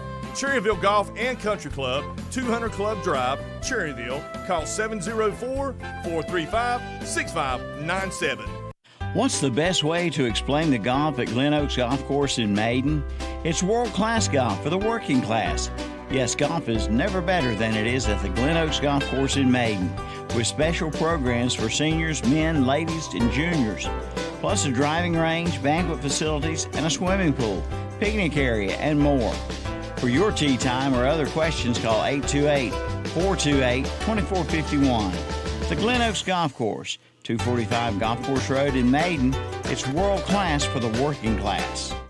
Hello, Gaston County residents. Nowhere is the saying, knowledge is power, more evident than when it's time to buy or sell your home. For over 25 years, Moss Realty has served the communities of Gaston County. They know the quality of life on this side of the river, and they offer their personal knowledge of the community. And knowledge is power. Voted Best of Gaston 3 years running. Visit them at mossrealty.com or by phone at 704-865-5555. Moss Realty, your hometown specialist. Spring planting time is here. Time to see Mark and Will Upchurch at Upchurch Garden Center in Cherryville. Tell them we sent you by. They have garden seed, onion plants, broccoli and cabbage plants, plus ferns and fern baskets and shrubbery, pine needles and mulch. Upchurch Garden Center, 202 Roy Acre Road in Cherryville. Open 9 to 5 Monday through Friday, 9 to 4 on Saturday. Online at upchurchgardencenter.com. Again, tell them we sent you in. What are you looking forward to most in life? In the book of Acts, in the 1st chapter, verse 9 says these words, "After saying this, he was taken up into a cloud while they were watching, and they could no longer see him. 2 white-robed men suddenly stood among them. 'Men of Galilee,' they said, 'why are you standing here staring into heaven? Jesus has been taken from you into heaven, but someday he will return from heaven in the same way you saw him go.'" Something to look forward to is the return of Jesus. This is Vince Hefner, pastor of the First Baptist Church of Cherryville, saying, don't give in to sin. Think about it. And we're back on Saturday Morning Sports Talk with Kevin and the gang. Oh, Lord. Want to remind our listeners that Saturday Morning Sports Talk brought to you by Shelby Heating and Air. Give them a call, 704-487-7877. And one other shout out. Today is Anna Senefani's 20th birthday. Right. Happy birthday. Hold on, Tom. Anna Senefani. No more teams. Hold on, Tom. Let me get the camera on you there. No more teams. And tell her happy That's birthday right. yourself. Okay, Anna, happy birthday. I know you're out at the bin store shopping, trying to get your resale stuff going on. I know that, but Daddy's thinking about you. Happy birthday. And we're looking forward to a fun time tonight to celebrate your birthday. Now, see, what you got to do, Tom, is teach her how to pull up the audio link on our website, and you can lock your phone, put it in your pocketbook, and then Bluetooth it to your ear. Then she can listen to her dad every Saturday morning. That's right. And listen to Dad every Saturday morning. That's what she wants to listen to, is Dad every Saturday morning, right? Yep. That's what she wants to do. Well, I know better than well, that. Anna's going to have a good time. She's headed to Destin, Florida tomorrow for her spring break. Oh, So it is spring for her break. birthday, Daddy is giving her some vacation money. So happy birthday, Anna. Well, we'll talk about these in just a little bit, real quick. All right, now it's time to talk about North Carolina and Duke. Today in college basketball, Coach K's last dance, and before we go into this, folks listening, there are no Duke fans in this room. So, forewarning to Duke fans, just letting you know. Terry, are you gonna be sad if Duke wins? No, if when Coach K's gone, it's not gonna bother me one bit. Tom, are you gonna shed a tear today? No. Zach, I don't like his discipline. No. I don't. I have said on this show numerous times, like when the North Carolina High School Athletic Association made a video about sportsmanship and had Coach K, I was done with no, sorry. That's just, he's the worst at sportsmanship. He's the worst at sportsmanship. I'm not, but he's kind of like when I talk about Tom Brady cheating. I'm not going to take away from his work ethic, his dedication to the university, his dedication to winning, his knowledge of basketball. I'm not going to take none of that. He's a bad person when he's on that court. Now, he may be like a lot of coaches. He may be a good person off that court. But you put that man on a basketball court, he's a horrible person. I don't care what anybody says. And to put him on the North Carolina High School Athletic Association, talking about sportsmanship, sorry, dude. There's No. a little story here. Yesterday is J.J. Redick and Jason Tatum talking about him, and Kay coming in the locker room, and he said, "I hate your effing faces." Yeah, I mean, he's just a horrible person. That's just, you could just tell. Do you think Dean Smith ever said that, Terry, to his player? No. He's just a horrible person. I hate your effing faces. Well, they should have said yours looks like a rat, so you know. Okay. People forget who coached him at Army. Bob Knight. Yeah. Bobby Knight. Yeah. He is Bobby Knight light. With the PR department. The best PR department. The thing with Coach K, he's not. You're Bobby exactly right. Knight was still like 6'5" or 6'6". Yeah. So he had that going for him, like the big guy gonna. But the thing, he's like mini Bobby Knight. And you don't have the protection. The thing he never did that Knight did. Or he has the protection that Bobby Knight did not. Made the mistake. His biggest mistakes were always getting physical. Right. K has not gotten physical with anybody. He probably says the same things or worse than Bobby Knight did. But he hasn't thrown a chair. Right. And he hasn't grabbed any of his players or smacked them in front of anyone. Or grabbed him by the throat. Right, in front of anyone. Now, again, we don't know what goes on behind the scenes, but that's been the if Knight didn't do those physical things, he'd still be coaching. Well, maybe not today. That's pretty old. Today, He would have coached longer. Right, another 10, 15 years that he did. But he's another one. You can't question Bobby Knight's knowledge of basketball or dedication to the University of Indiana while he was there. He's just a horrible person. Yeah. You're just a horrible person. When I think about the two, and I'm thinking about Carolina against Duke, and I go back, and don't get me wrong, I'm going to give Coach K a credit as far as when he first started, his first 3 seasons, he was 38-47. He turned that program around? Yeah, he turned that program around where it was a winner. Right. But then when I look back and I go, hey, Dean Smith coached for 36 years, never had a 15 losing season his whole career. Mike Krzyzewski had 2 or 3 seasons, and a lot of them was at the start. And Dean Smith, still, Smith didn't say, "Ooh, my back hurts" when he had a bad team. Yeah, and he did that at one time. Pete, I can't think of who took his place. Pete something. And let him deal with that. Deal with that bad season. I think it was 95 or 96, somewhere in the mid 90s. And my back hurts because I'm not very good. So I'm not we're going to be no around. good. So I'm getting out of here. I mean, I get it. I've seen high school coaches do that. They'll have like, I got a couple D1 players, so we're going to whoop a bunch of people 80-30, and then we're going to get in the third round, and I'm going to get beat because I don't really know what I'm doing. I've rode my talent. And then once my talent's gone, it's time to do some other things. That's what people. That's what people. That was JP. No, that's Ahsoka yelling at.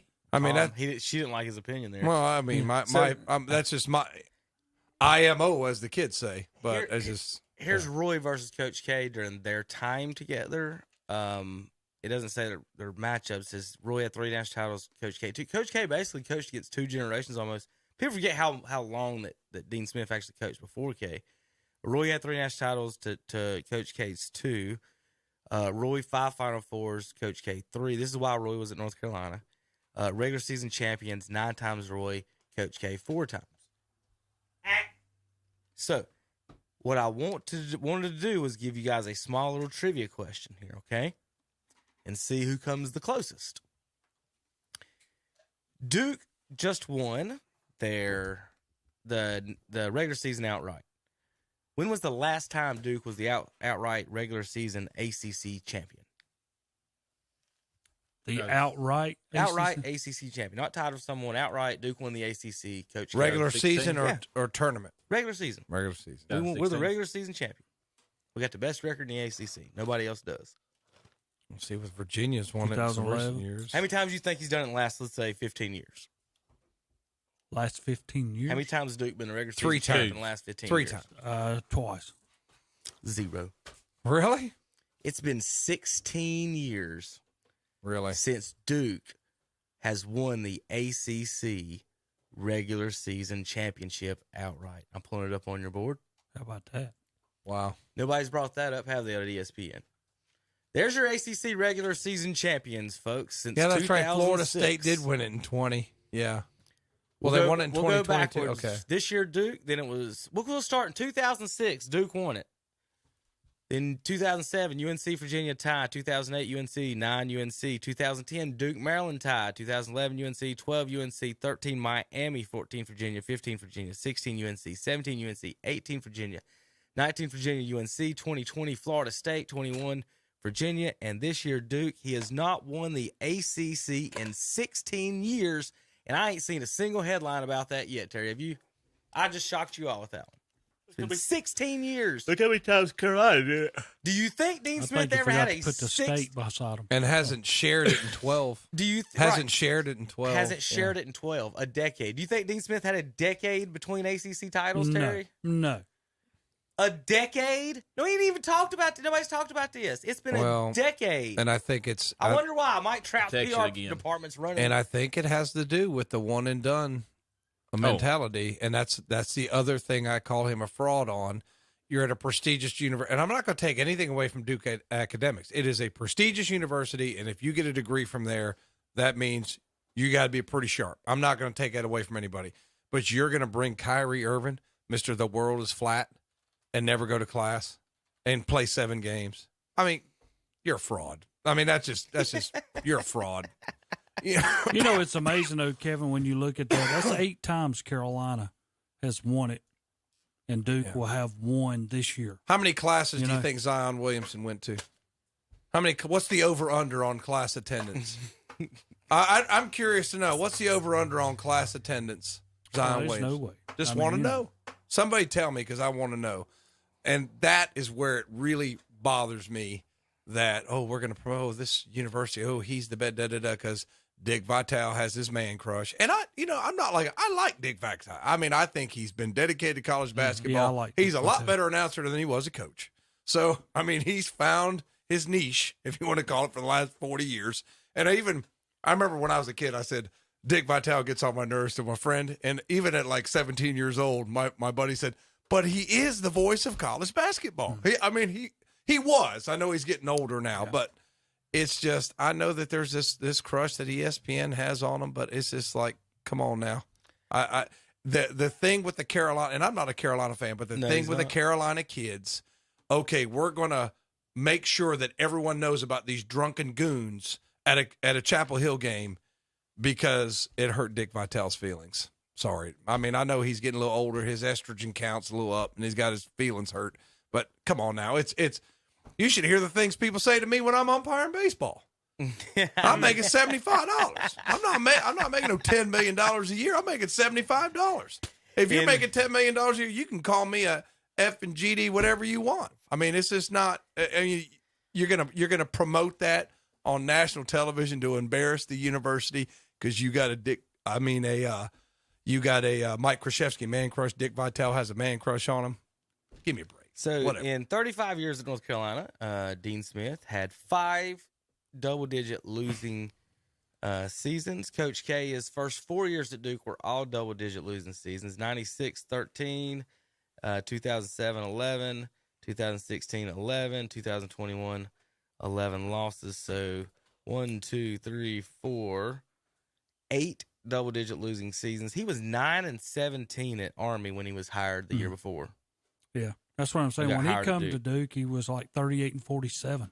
The His first 3 years You're right. there. The first 3 years, he was 38 and 47 was the exact record. You're right, Terry, at Duke. So he's really lucky, I would say, to even keep his job after those 3 years. What wouldn't you say? And like, think about it. After 4 years, at 3 years at Duke, you got a losing record, and the year before you came in from Army, you were 9-17.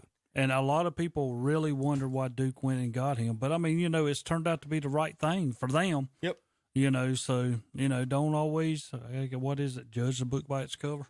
Yeah. I think the year he was hurt his back, he went 9-3 with the team. And it doesn't say the rest of the year, but that was the year he only coached the 12 games there. Let's see, again, Terry, I'm not seeing a gap there between, see, Dean Smith was 62-97. So he got snuck up on us, Terry. We'll see. You got any other final thoughts? No, I just think, I mean, you know, for Duke, it means everything. And I don't know, Zach, I'm pulling for you, I guess, because I would love to see Carolina end his season at the university in a bad note, but I don't think it's going to happen, you know. But we'll see. I mean, I don't like neither one of them, but I like the game. That's what I like. The longest stretch. What time's the game? Is it a 9 o'clock game? 6. Oh, it's a 6? Okay. Yeah, ACC's been moved to 6. The longest stretch. They used to do it later, though. They used to do it as a late game. Yeah, 8 or 9. Yeah. The longest stretch Smith did not win an ACC title was 5 years, and that was his first 5 years. It was Wake Forest, 4 Dukes. While we're at then he it, kicked the it last in. time North Carolina State didn't even win the ACC the year they won the national title No. under Valvano. No, they came won in it in '89. Is that the last time State won the ACC? 89. They came in 1989. I was a sophomore at Crest High School. I was 11, and Kevin was what, 7? You probably couldn't. Yeah, you probably couldn't tell me or Zach or Terry in 1990 with Rodney Monroe and Gugliotta on the team. They didn't win. That Clemson you're won. not going to win another ACC title ever. No. Terry said Gugliotta and Monroe didn't go to class either. They didn't go to Rodney class. Monroe, I've told y'all this before. He shopped at my store down there. He's a super nice guy. That's funny. Super nice. I just promote. Did you ever ask him how many classes he attended at NC State? And all this. No, I didn't. Like, people think if these one and dones. Hello, dog. People People think that if these, because dogs know who dog people are. You notice that dogs know who they can jump on. Okay, I don't have any food. All right. I think she's got a man crush. She does. She does. It's the Italian thing. Women just love it. But anyway, I'm a big proponent of. I tell you what we do. I don't think it's going to hurt college basketball if they. I don't think it'll hurt college basketball if they let these one and dones just go G League, make you $100. Yeah, I agree. And the basketball, the actual It'll get quality better. of it will be better. The quality of it's going to be better because the boys will play together. They'll be coachable. They're the ones that they're like the college baseball players. They have to really work hard to get to the pros from the guys that get drafted right out of high school. That's why I didn't. So I think you're going to end up with a better product if you just say, okay, Kyrie Irving, you're no academic. Obviously, you're not real smart, but you're a really good basketball player. So go play in the G League and make you some money. And he's still going to go into the NBA. Buy mom a house legally, and then when you're ready, when you're 19 or 20, go play in the NBA, and I'm fine with that. I think it'd be some interesting G League games. I think people would watch it, future stars. So I think college.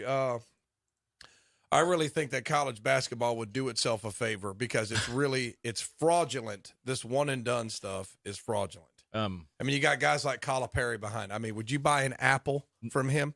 I wouldn't buy an apple from that guy. And I mean, come on. I've been wanting Carolina not to do that for years. I would rather not take. I don't want one and done. I would rather take all 4 stars. Right. I like get guys like at Ohio State, like E.J. Liddell, that's played, and he'll have a solid NBA career. Yeah. But I mean, it's a good. I think you have a good quality product. You got the boys that are going to get their degrees, as opposed to, well, and I don't blame. I mean, if I'm a young man and I've got tremendous basketball talent, I would be a one and done too. Because I want to make $50 million. Absolutely. I don't blame him. I mean, when I was 19, I sold my blood for $30. You don't think I'm going? You don't think I'm going to go to the NBA and make $20 million? I mean, you can't judge. I'm not judging the players. It's not the players. It's the management of these college sports that are trying to use this just to make more money. I mean, that's just. To me, that's all it is. They want the stars to fraud. It's fraudulent. It's fraudulent market. It's like Carolina got Cole Anthony, and he did not make us this great team. He's a great player, and it just don't. It's don't so work. hard for freshmen to make any impact as far as team wise and winning. Carmelo won the championship. Did anybody else do that? Jordan hit a shot, but James Worthy was the leader and best player on that team that freshman year. Yeah. It wasn't Michael, and we'll give credit to Terry. Michael wasn't the best player on that team. He hit the jumper. He hit the shot. He still scored a bunch of points. And you talk about he was the rookie. He was the freshman of the year. The first ones to really start was the Fab Five. They come in, and they got to play against a veteran Carolina team. What did they do? They go down and they call timeout and lose the game. They didn't have one. Perfect example of the freshmen, playing. That Carolina team was all, just. We had Montross. We had Lynch. We had Coda. Was it Coda? No. He played with Carter and Jameson. That was Derek Phelps. Derek Phelps. I'm sorry. Donald Williams, Henrik Rodel, Montross, Brian Reese. Henrik Rodel. I forgot about that guy. What is the guy from Germany? Brian Reese. Yeah, he was a guy from Germany. Brian Reese, Dante Calabria, Kevin Salvador. Calabria was a big one for us because he could really fill it up. 3. Right. Matt Winstrom was on that team as well. But they were all. It was like a. George Lynch was a solid NBA player. Yeah. Montross played in the NBA. He's solid. He wasn't horrible. Reese was a very good. He was a good athletic player. Wasn't going to throw you a lot of points, but he was a good player. Mm. So that's one of my favorite teams, by the way. And they beat a team with 3 NBA players on it. One stud, maybe one Hall of Fame NBA player, and 2 solid NBA players. On it. And another one you could bring up too is the Blake Griffin when he came and played against Hansbrough and those guys. You remember that? Yeah. I always think that the one I laugh at as far as the Duke goes, and I'll never forget is the Connecticut game with Khalid El-Amin, and I'll never forget my dad yelling "Fat Boy" the whole time. Every time he got the ball, "Fat Boy." Guy for Connecticut. Yeah, the point guard Khalid El-Amin was not in basketball shape, to say the least. That's the best way to put that. Is that Khalid El-Amin was not in basketball shape. He was fun though. He was a fun guy. He had a good time. You know what I mean? Okafor was on that team and Rip Hamilton. So it wasn't like he was out there with nobody. Yeah. He went out there, but that's what I liked about El-Amin. He just because they did the stories on him and stuff at the time. You could just tell this guy just liked to have a good time. Basketball was fun to him.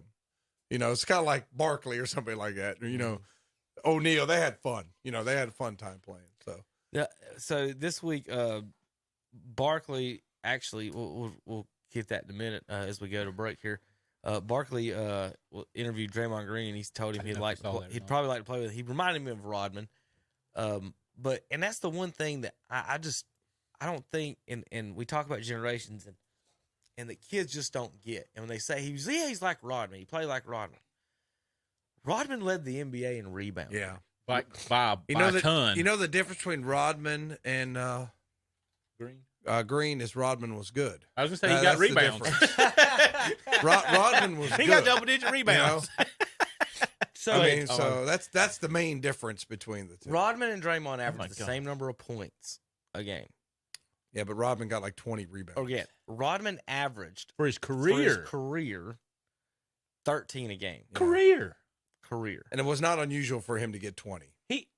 I've always believed this about Rodman, that this is my opinion, never heard this said, but I think he knew, by the way, whether the ball was spinning or whatever, he knew where to go. He had a knack for it. No, well, he knew where to go. He just had a knack for it. Okay, He had a knack I know for a little bit rebound. about this. Yeah. So Rodman was one of the first, actually, believe it or not, to institute heavy film study into watching the other team. He would get film of the misses from the other team. So, for example, he would go to their film director and be like, "We're playing the Suns.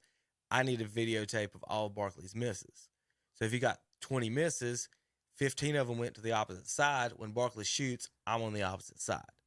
Some other guy shoots it short, I'm on that side. So 100% Dennis Rodman studied film and watched the misses for the game tape. Sounds simple, but he can also process that quickly. Right. You know what I mean? Like, who's got it? And it's, like I say, it sounds simple sitting at this table, but to do it You on do the that, court, and then you add hustle and extreme athleticism that nobody ever gives him credit for, is how athletic Dennis Rodman dang was. Because they focused on his hair and the His earrings antics. and the tattoos. He might have done that. And the cross-dressing. And I don't know what, I mean, it's just like guys that do that, I'm not sure what goes on, but it's kind of like one of those, like a lot of people, genius, extremely gifted in one way, and then so eccentric in another way. I mean, that's just, a lot of people are like that. It's like the angry artist.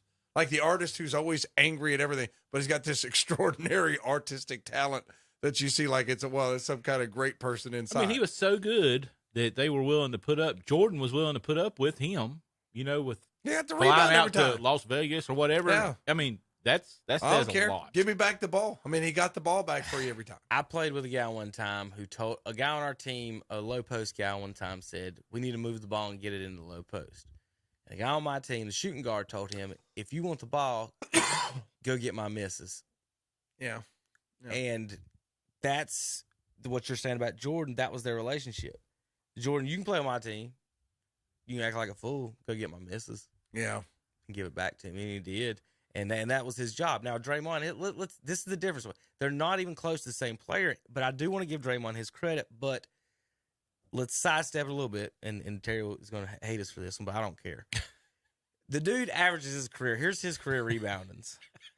3, 5, 8, 9, 7, 7, 7, 6, 7, 7.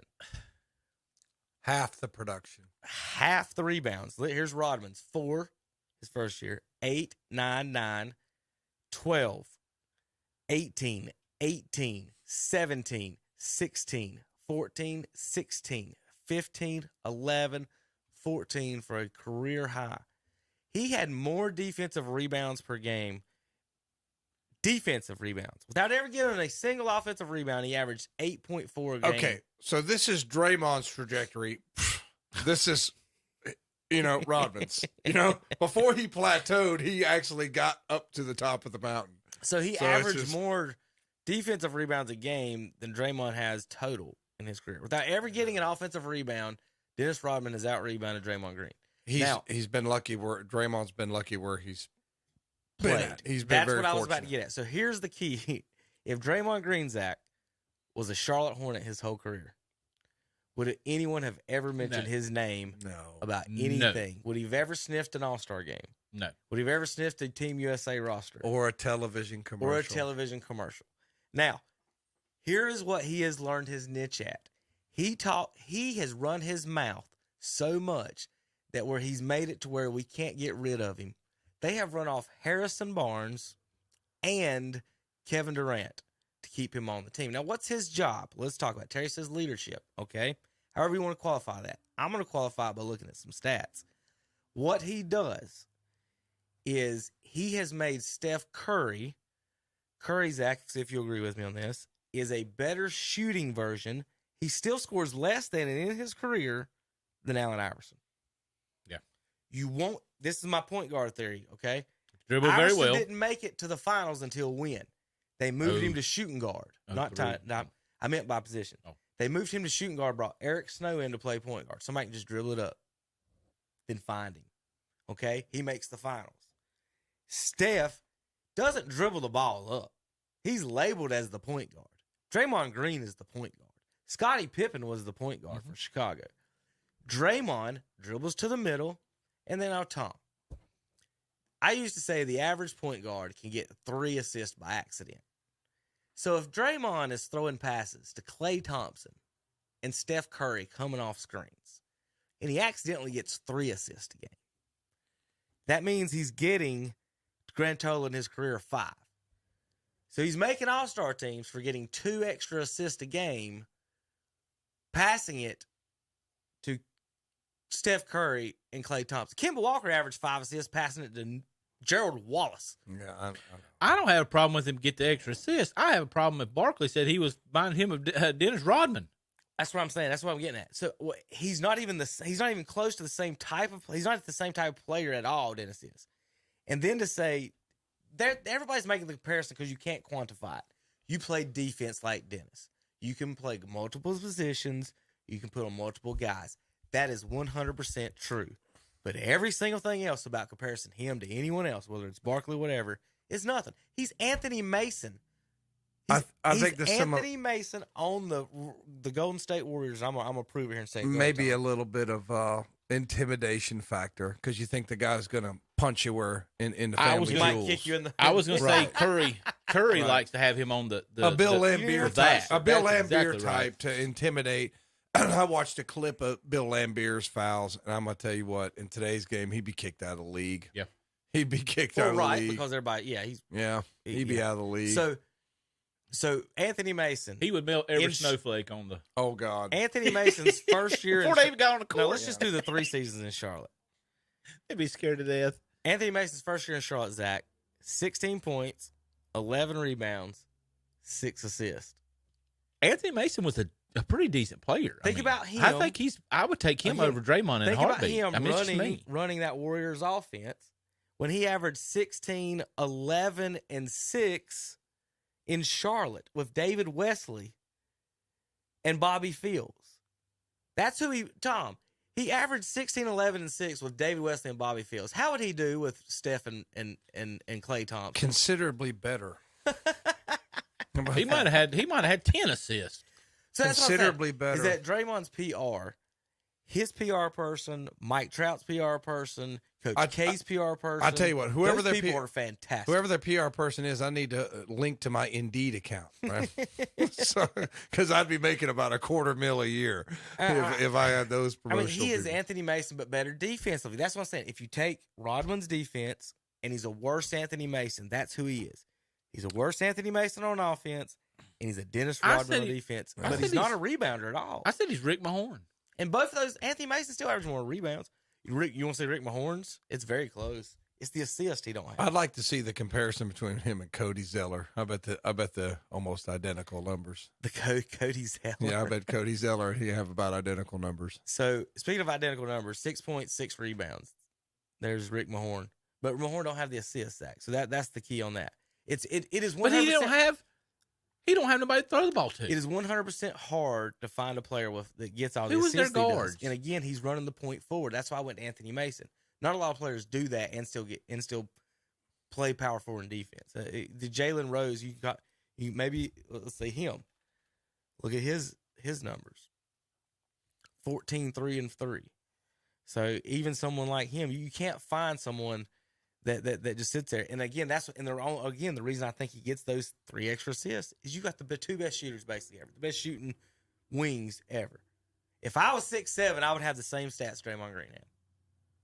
He might be better defense, but I'd get him 6 assists with those 2. Come on. Yeah, just throwing it. If you throw it to Steph Curry 5 times a game, that's at least 3 assists that's right 2 there. At least. He hits 40%. You can throw it to him at half court. He might fire one up. Yeah. Yeah, that's just weird on that. All right, so right now we're going to stay here in the NBA as we go. Let's pull up these NBA standings here, Tom. I wanted to ask you how in the world y'all could get beat by the Charlotte Hornets at home. They're having not beat, stomped. They're having some issues. Garland played last night. They lost again. They've lost 4 or 5 in a row now. They're having a little bit. I don't know. When Garland went out, it seemed like it just Garland makes that team go, and it may be a little bit. Now he's getting back into Philadelphia beat them last night, I believe, or the night before. They're going to have to get it together because I think they've dropped to about 6th in the standings. Yes. And, it was tight. You can't lose 4 or 5 in a row in the East because then you're. They're 4-6 in the last 10. Yeah, they're struggling right now. Them and the Hornets are and two of the 3 worst. I thought they were getting ready to make their move, and I think Kevin was right on them when he said, "No, Tom, they're first round and out," and that's kind of what they've looked like here lately.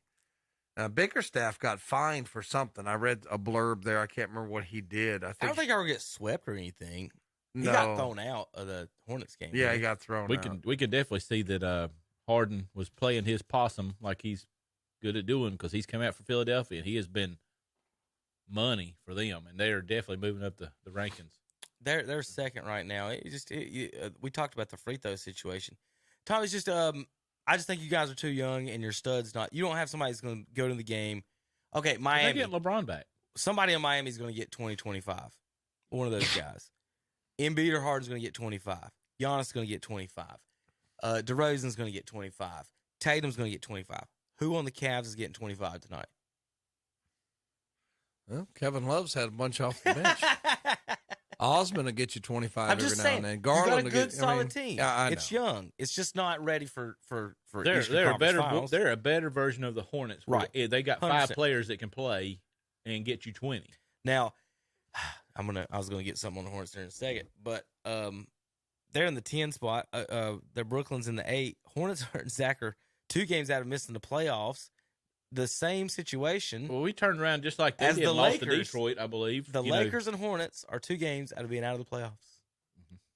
What is ESPN? What commercials are they going to run, Tom, if they don't have LaMelo or I know. LeBron? What are they going to run? Now, That would really break my heart if LeBron's not in the playoffs.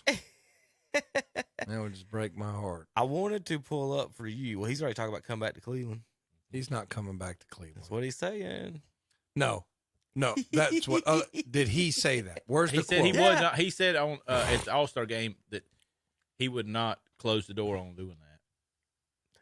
Listen, I'll tell you why he is, and this is why. Answer this question: what franchise right now is going to retire his number? Miami. You think they would? I think it's a good possibility. I'm gonna say it's a good possibility. I know Cleveland's going to retire him. You think Cleveland's going to retire his You number? don't think Which he will? number? He got 23 him or the 6? championship though. After he stabbed him in the back twice, I don't know. I know. That's what I'm saying. Someone who leaves you twice, do you retire their number or not? He said, "You're not good enough for me." But and he claims, remember, he claims he's the king because he's the greatest ever because he won 1 championship in Cleveland. That's his exact. He repeated it a couple weeks ago. He came out and said, "Yeah, that's why. That's why I believe I'm the GOAT." So that's where he's saying that. Does Cleveland? The Lakers aren't going to retire his number. No. Does Cleveland and does Miami? Because he left them, he stabbed them in the back too. Yeah, I know. So again, the only chance he has of getting his number in any rafters, think about it. He might not have his jersey in a rafters anywhere. And he's going to claim himself as the GOAT. Miami has Jordan's number retired, and he never played for them. The two. It's in their rafters, Tom. The 2 best players in this era might not have their jerseys retired anywhere because Durant's going to face the same problem. 100%. 100%. Because the Golden State's not going to do it, I don't think. I mean, they might, but Steph is their guy. Brooklyn will if he wins 2 there. I don't think he's going to win any there. Again, you're right. You might be right. You don't know, but I think that would be his only chance, Tom. He to hitched have himself retired. in that I got to destiny. come back to Cleveland for a couple years, give a run, make him feel good, and go. No, I don't think that's going to happen. He likes L.A. That's his second life. It's going to be Hollywood. The big thing this week was the best thing for the Lakers, and I think, and again, this is going to transfer over to the Hornets, is the best thing. And I always think if you're in a situation, is it the best thing for the Hornets and the Lakers to keep LeBron, or keep LaMelo, or sell high? There's 2 situations. The Hornets ain't going to get anybody. Do you keep LaMelo, hope that he does well, hope that we do good, and hope that his daddy don't? I think they're one daddy interview away from the whole thing exploding. All it takes is one time him saying Jordan don't know what he's doing, or this organization don't know what they're doing. What is he going to say when daddy says he's playing of scrubs? Miles Bridges is a scrub. Or one of the other. That's all it's going to take is one of those. Yep. So do you sell high if you're the Charlotte Hornets and get what you can while you have a decent foundation of what you have? Or do you, or in the Lakers, that's what they're saying. The Lakers, they don't have anybody. They don't have any trade pieces. No. AD and LeBron's are trade pieces. Well, So you got AD just come a out. 38-year-old or a guy who breaks his ankles every 5 weeks. AD's trade value just dropped significantly. That's the big thing right now because he's not healthy. Yeah, he's not healthy. Never plays. And then with LaMelo, let's use that for example. Mm-hmm. I don't want draft picks for him because they're a crapshoot a lot of time. Especially NBA draft picks. You don't want draft picks from a playoff team. You see what I'm saying? You want a I want lottery draft pick. picks from Detroit. I want draft picks from Indiana. I don't want draft picks from Miami. Well, Philadelphia. everybody else is going to know what you know about ball, so why would they? The first player, second player is usually a ton of people pretty want good ball right now. They give up you're gonna give up hit. all kinds of things. Like you said, you make it back in hot dog sales so quick. I guess. It's not even funny. I guess. I don't want draft picks for him though. If you don't think he's about to orchestrate to New York or something like that, it's all in the cards. Here. You wait 1 more year, 2 years, them not winning. You think if he keeps shooting more than anyone on the team, which means he's going to be close to being the leading scorer on the team, LeVar Ball is going to say it's not his fault they're losing. He's going to blame everybody. He was like 6 of 24 the other day. That's why I was. And we got beaten overtime by 1. Shot 18, missed 18 shots. 6 of 24. 18 shots. He shot more shots than anybody. Who did they play? Was it Detroit? I- Went I'm- overtime. I'm pulling Went them up overtime. It right was like now. 3 games ago. And I'm sitting here going, if he would have took one less shot and give it to Rozier or something, we would probably hit one.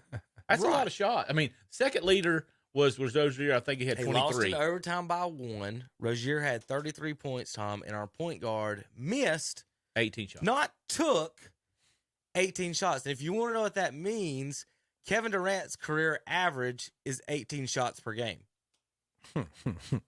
The third leading scorer in NBA history has averaged 18 shots per game, and our point guard missed 18 shots.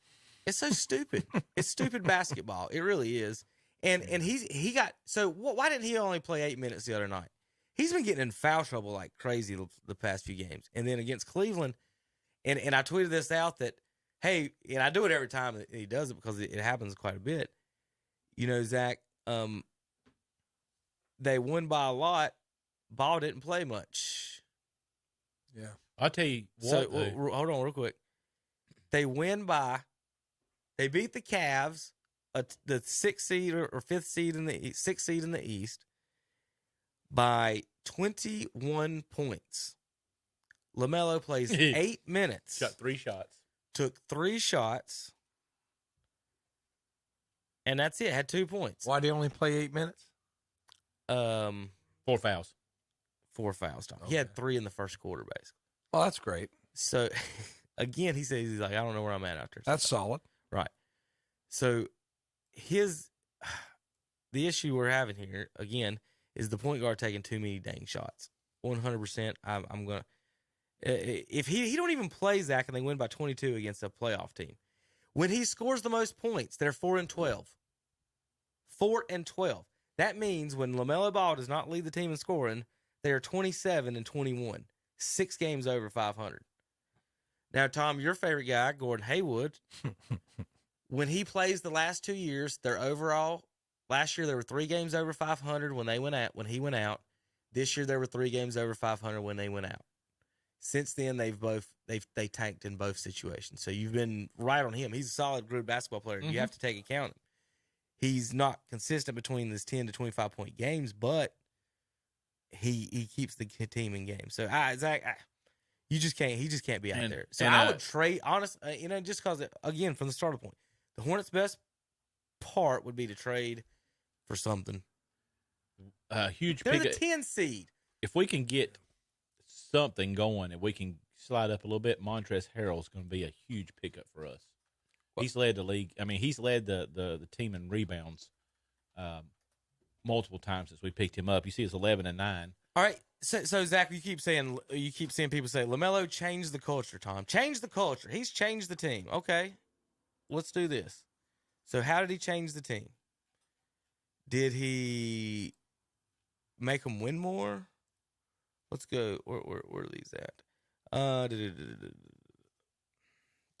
it. My Wikipedia page I was wanting to pull up did not come. They were +4 when Ball was on the court against Cleveland. Oh, you talking about those 8 minutes? Those 8 minutes. I mean, they were plus 26 with Plumlee on the court. Where was the one the other day? Zach? You said the Pistons game? For what? Yeah. The Heat was 6 for 24. Yeah, Tom, you want to see the plus minus on this one? Was it the Pistons one that it was bad? Yeah, Heat was 6 of 24. Something in that range. It was awful. I had to come apart. You get and you got. I think you guys got beat by the Pistons. We did, and you banging your head against the wall. We did. Know? We're struggling. You can't lose to that. We got beat by the Magic. You can't lose to these teams. Yeah, that wasn't the -1. 6 of 24. 6 of 24 in that game. There was one he was like -40. 38 minutes. Days ago. 6 of 24. I'd have pulled him.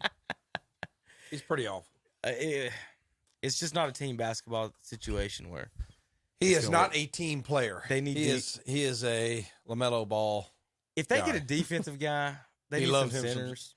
I love me some me. Nah, that is true. that is, his daddy does too. I love me some me. All right, Tom.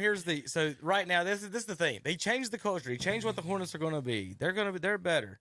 They're in the 10th seed. Did I not say 6 months ago they're going to be in the 10th seed? This isn't hard. Look, let's read off the playoffs. Hornets have been in the last few years. 10th, 9th, 10th, 11th. What culture did he change? Yeah, what did he change? Hot dog selling. And our milk carton dog walkers team is closing in on you there. Right. Oh, look at this: 10th, 9th, 11th, 6th, 11th, 7th, 14, 15, 10, 7, 10, 12, 14. Nobody does the teens like the Charlotte Hornets. In the playoff rankings, it's ridiculous. Or Bobcats, whatever you want to call them, and we change the culture. Just stupid. We'll be back in a minute, JP. Talk Major League Baseball and PGA Tour to finish up the show on KDCBroadcasting.com. With the consolidation of Hopper's Heated and Air and Shelby Heated and Air, the company is growing by leaps and bounds. And now Shelby Heated and Air is hiring technicians. That's right, they are now hiring service technicians. Get great pay, great benefits, and paid technical training. You can apply online at shelbyheating.com or call their office at 704-487-7877. Your future is waiting for you at Shelby Heating and Air, 1990 Eves Road in Shelby. It's a triple header of savings at Oak Grove Auto Sales, Service, and Body Shop. Up first, a 2004 Buick LeSabre Custom with only 90,000 miles, priced at $64.95. Up next, a big 2011 Chevrolet Suburban LTZ 1500 4x4 with towing package, priced at $29.95. And finally, a big 2007 Dodge Ram 2500 SLT truck, one owner, $26,995. Oak Grove Auto Sales and Body Shop, 522 Oak Grove Road, Kings Mountain. Online at oakgroveauto.com. See their page at whatsupshopper.com and like them on Facebook too. Get your metal roofing today at getabuilding.com in Shelby. They're the building people. Select from 18 different colors, cut to order, 26 and 29 gauge. Right now, 29 gauge Galvalume starting at $299 a linear foot with a 25-year warranty. Ask about the 40-year warranty color panels for $350 a linear foot. Plus, trim and accessories are available, and get a quick turnaround on most orders with delivery available. See getabuilding.com, 1705 South Lafayette Street in Shelby, online at getabuilding.com, or call 704-482-7880. This radio ad is worth $500. Now that's madness. Madness in March at Classic Volkswagen in Gastonia. Mention this radio ad upon arrival and take $500 off any pre-owned vehicle. Come see their great selection today and immediately save $500 by just mentioning this radio ad. It's madness this month at Classic Volkswagen of Gastonia, 4417 Wilkinson Boulevard. Online at classicvwgastonia.com and see their page at whatsupshopper.com. When you buy a car, you go to a car dealership. When you buy furniture, you see a furniture dealer. So when you want great steak, you need to go to a steak place. That's Ora Supermarket and Broad River Hams in Shelby. Yes, they are the steak place. Ora Supermarket and Broad River Hams, 1026 East Marion Street in Shelby. Online at orasupermarket.com and see their page at whatsupshopper.com. Loading the kids in the car, brokering peace in the back seat, mastering the snack handoff without even looking. Why are simple things sometimes so complicated?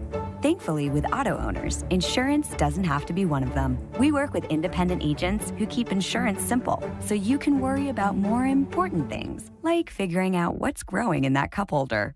That's simple human sense. Your auto owners insurance agency is Mooney Insurance Agency, 1205 East Main Street in Maiden.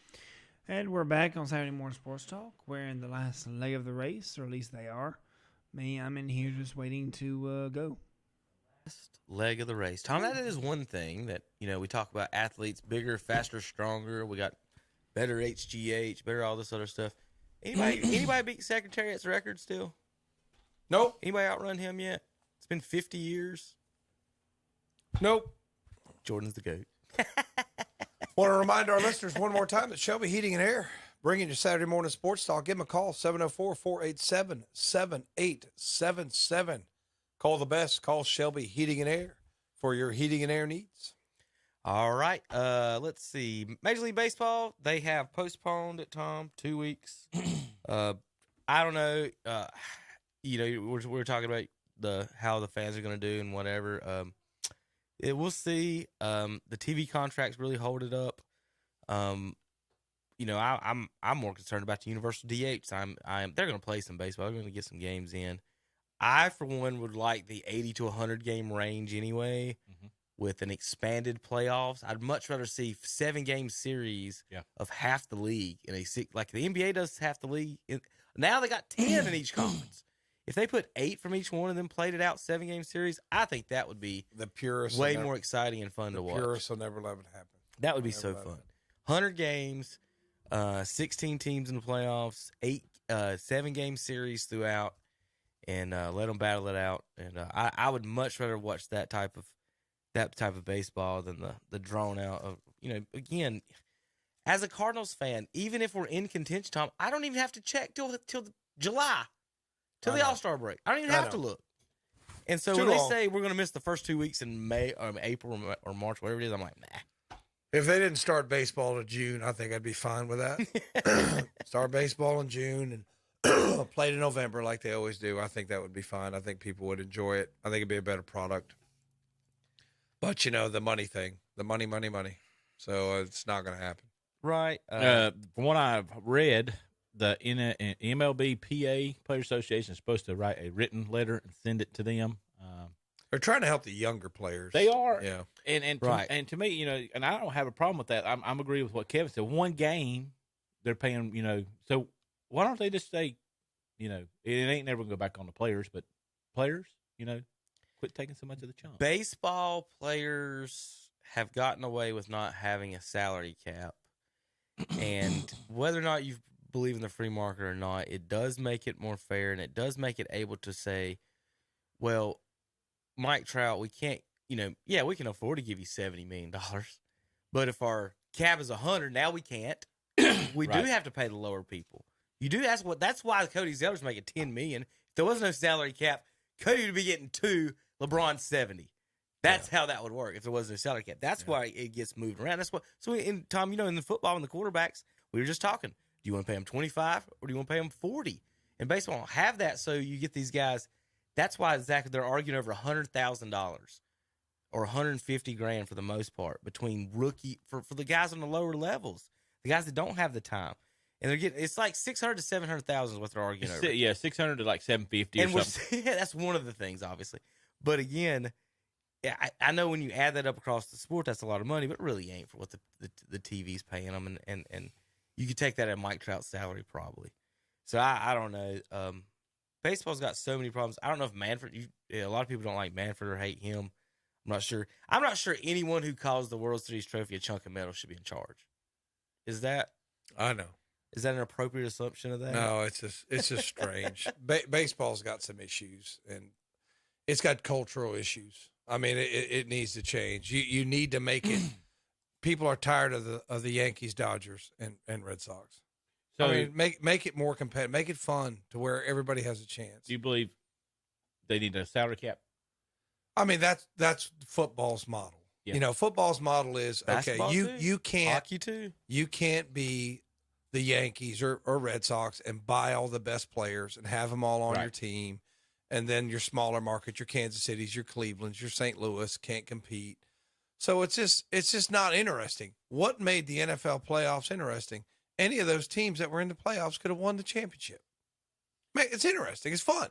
It's not fun when you. They do not do revenue share in the MLB, do they? Yeah, that's part of what they're arguing about. Okay, too. That's one of the others. We went over it last week. I went down the list. That is part of it. But once people, it's easier to give people a raise than to give them a pay cut. I mean, that's studying in economics. That's why you wonder why factories lay off workers, because the psychological impact of, okay, well, you were making 100,000, now we want you to work for 80. That has a psychological impact that impacts the worker. So what do we do instead? We just get rid of so many workers and keep the others at their current pay level. And that's what, you're asking Major League Baseball to say, okay, you can't pay Mike Trout $70 million. It's going to be hard to go the other direction, because that's generally not the way it works in a capitalist society. And I, that's just something they're going to have to work out. They've let this problem get out of control. And once you let problems get out of control, it's hard to rein it back. But Kevin's exactly right. You're going to pay these guys these $300, $400 million contracts that, Cleveland can't keep a Frankie Lindor. You can't keep him. You have to let him go. And I know he calls the organization cheap, but it's just economics, man. You can't pay it. So where's he go? The New York teams. Nobody wants to watch it anymore. Not until the playoffs. So now we're stuck. Not with interesting. The Yankees having all the best players. Boston can afford them. The Dodgers. Angels, the Dodgers. That's right. And the Angels, even though they pay them, they can't win. Yeah, I know. It's crazy. So salary cap possibility. I don't think they'll ever get to that, at this point in time. But something's got to change to put some parity in the league. I mean, look at Terry's team with Kansas City. It was, they just had the young players. You've got to make it more competitive to make it more interesting. That's the football business model. That's why it's the national. Talk about the national pastime. It's not baseball anymore. No. It's football. I mean, I don't care what anybody says. At once upon a time, it was baseball, but now their product is not as appealing as football. I mean, and even really basketball. I mean, I think it's probably number 3 amongst a lot of folks. I would think yes. Where it used to be number 1. I mean, everybody used to. When I came up, and I think we're very similar in age. Baseball. Mm-hmm. Football and basketball was pretty even, in my opinion. When I was coming up, I mean, you had Jordan. And you had, the Cowboys and stuff that we pulled for before we had the Panthers. And then the strike hit. Mm-hmm. And when the strike hit, it was in 94, Montreal lost their team over it. I mean, the fans in Montreal basically said, we're not coming back. We're done. Yeah. And I don't blame them. I mean, because that team was loaded. You had Vladimir Guerrero. You had Pedro Martinez. You had Larry Walker. I mean, you had a team that could have won, and you guys turned around and walked out on the fans. They said, the heck with you, and I don't blame them. So they've caused this bed. They make enough money. They've caused this bed. Now they're going to have to lie in it. And then the thing that happens with these things like this is you have the owners versus the players association. Yeah. And then you have it's crazy. So, Kevin? Oh, well, I mean, give me a you second. okay? Yeah. All right. Well, give me a second to sit down before you put it on me.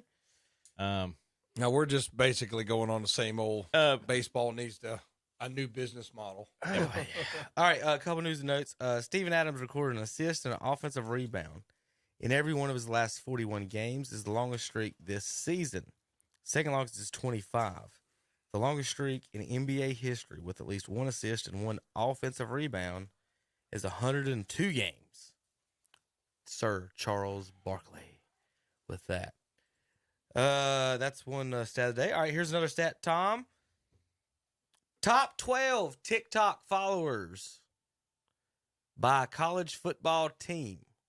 1 is Clemson, 2 Georgia, 3 Ohio State. The number 4 team in the nation with most TikTok follows is the Appalachian State Mountaineers. All right. Put us in the ACC, folks. Put us in the ACC. We're ready for it. We beat the Chickens last year. All right, let's do a little film study, Tom, with a proud dad moment here. We've got to talk about this. Bring him up on the show. Proud dad / proud coach moment this week. So our basketball team here, We had to play the 1 seed. This team that we're playing is the green team. You can't tell hardly on the screen between green and black. But they were undefeated, and they got a player. You see all the players out there are all the same height. Their best player's not on the court at this point because there's a minute left. He's fouled out, and they're up 6 with a minute left, and he's as tall as me. He's their best player. He's left-handed. He's nasty. Pulling threes, Tom. I got a player that can make it to the rim at 3, and he's crossing over and pulling step-back threes. 9-foot goal? Yes. Now, so we're in the league is in situations. There's 2 teams. I'm one of them with 11 players and no stud.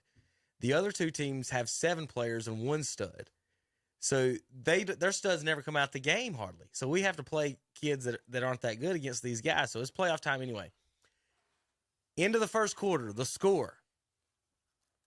Now, what I did was I took 2 starters out to start the game and put 2 in, Zach, that specializes in listening to me and playing defense. I put the Gibson twins in to start the game and to guard this kid. Tom, after 1 quarter, the score, 0-0, baby. Woo! I'm so excited. Entertaining game? Yes. Entertaining game. You have to understand, the only way we're winning this game is playing Carolina Panther basketball. We has to be a 12-10 game, and I'm going to show you why in just a minute. At halftime, we go into the locker rooms. We got to shoot free. In this league, you shoot free throws at halftime, and you get points if you hit your free throws for the kids. So it gives every kid in the league a chance to score, because not everybody gets a shot in a game, or might not even get a shot at all in the league if you got good defense. So at halftime, the score's at 2-2. The swarming defense has worked. And we go to the free throw lines. We make 3, they make 2. So saying there's a chance. At halftime, we're against the undefeated team. We've beat the other 2 teams once, and then we're against and they come. So third quarter comes out, and we do pretty good. At the end of the third quarter, it's I think 9-7. We got 2. They got 4. Or 5. It was 5-4. So it's not like 9-7 after 3. So they took the lead. Fourth quarter, they pulled away. The little point guard for them. So our defense, Tom, was triangling 2, but the 2 was to just guard the other kid, and everyone else worried about the ball. Their point guard ended up hitting 2 shots in the lane. We had a 3 at the buzzer. Listen, the call's right, but the kid shot it at the buzzer. You know, it's one of those let the kids have it. One of our kids hit a 3 at the buzzer. Threw it up as far as he can. It went in. And the joker went in while he was letting go, Zach. The ball's on his fingers, and the refs called no call. You thought Mama was going to lose her head. How'd y'all lose much? We lost by 5. Oh, so it wouldn't matter to you. He should have given him a point. Well, that's what everybody said. Give him the point. I don't know. We lost by 5. Number 0. He's my little man. Muggsy hit it. We lost by 5. But the one I'm showing you here, folks, and we got 2 things to end the show on, this and a little goofiness, is Austin. Of my 11 players, Tom, everyone had scored this year but my own son. So how many coaches are out here coaching these teams, their little hearts out, and their son's not that good? Okay. So he's number 14. He's going over there to your left block. If you noticed, the other team was standing there listening to the play. Their coach didn't know what I was doing. He didn't know I didn't have a player that scored. He said, go over and listen to him. So they're over and listen to me stand on the court and talk to him. So I had to get on that. So then the coach calls timeout and says, hey, what are you doing? And I said, hey, but my son hadn't scored yet. I was just trying to draw a play for him. And that's why I was pointing at him right there. And Charles was like, oh, I didn't know that's what you're doing. He's like, let me call a timeout. So he called timeout and told his kids that they were setting up a play for him. And they weren't going to guard him, basically, is what happened. So we get set back up. Now, here's Austin, Zach. I told him we're taking the ball out of bounds. He ain't even looking at the goal. He's looking at me and not the inbound. So I had to yell at him right here to turn around. So watch him turn around here. This is funny. Oh, I was yelling. That's him. So anyway, here's the play. Now, their defenders are set up. Everybody does what they're supposed to do except one kid, Tom. Look at the kid in the corner. Yeah, it's way in the corner. He comes over here to guard my son. Oh. So, but he got fouled. They called the foul on him. This referee with a gold heart called a foul for my son to shoot. Again, he hadn't scored all year. Hadn't made a shot. So the kid come over, wasn't supposed to guard him, fouled him. I'm like, oh, God. But anyway, so we clear it off. There's like 4.5 seconds left in the game. No, it was 1.9. 1.9 seconds left in the game. First free throw, no good. Oh. And I'm yelling right here, Zach, because they told us in the meeting if a kid hadn't scored or whatever, he can scoot up a little bit. So I'm yelling, scoot up, and he doesn't scoot up. And I'm like, oh, he's not going to do it. But if you'll watch, everybody in the gym. Yeah, baby, Austin. Everybody in the gym up on the side, the other teams, everybody's cheered for him. He jumped up. All right. And honestly, he was so excited. Albert, everybody else jumped up excited. Biggest excitement of he teared up a little bit. I'll tell on him. He know enough to be able to log in and get mad at me. Teared up a little bit. He was excited. He said, all that work paid off that we did this, Daddy. So we've been working so hard on him to be able to get a free throw up to the rim because, that's the only time I know you can score. So that's been the key with him. All right, finally, I want to end with a little fun here. I know we went a little long, but I gotta do this. Tom, we've been messing around with our new... Here's some good news. It's 2 for 1. There, Two good companies have now become one. All right. So this is a little fun video. We've got some new software here in the studios, and I put together a little something fun for the guys last night. I'm going to be doing... So basically, I'm giving y'all a warning that once I figure this out, we're going to have some fun with you guys too. So this is starring my family, my wife, and my children in this. This is called the Hastings. She's in the Harry Potter. My son reads it too. The Hastings University Potion Making Gone Wrong class. Tom, this is potion making gone wrong. So Zach, I need you to for me. All right, here we go. This is potion making gone wrong at Hastings University.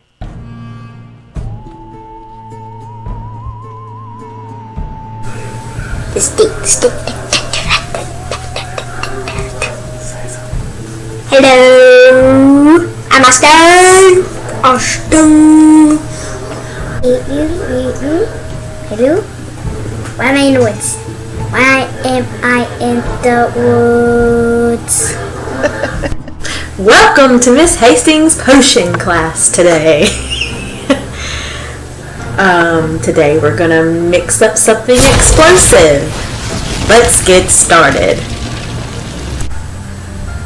Oh yeah, oh yeah, oh yeah, oh yeah. Ooh, ah. Blink. Yay! Ooh, ooh, ah, ah, ooh, ooh, ah, ah, ooh, ooh, ooh, ah, ah, ooh, ooh, ah, ah. Yeah. Ooh, ooh, ah, ah, ooh, ooh, ah, ah. Ooh, ooh, ooh, ooh, ah, ah. Hello, I'm Austin the Gorilla. Stun the gorilla.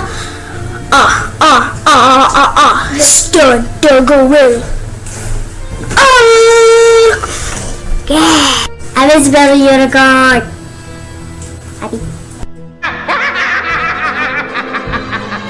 You like the touch at the end, Zach? Yeah.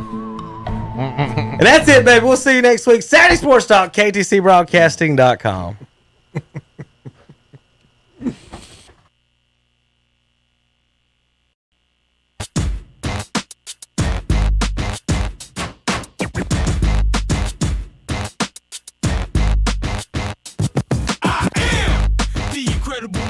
Only do things incredible can, cause I am the seed of a chosen breed. You don't see too many like me, cause I am one of the reasons you do what you do when you wanna be me instead of you, cause I am still on beat, showing love to the streets. Come on, you know me, cause that's who I am.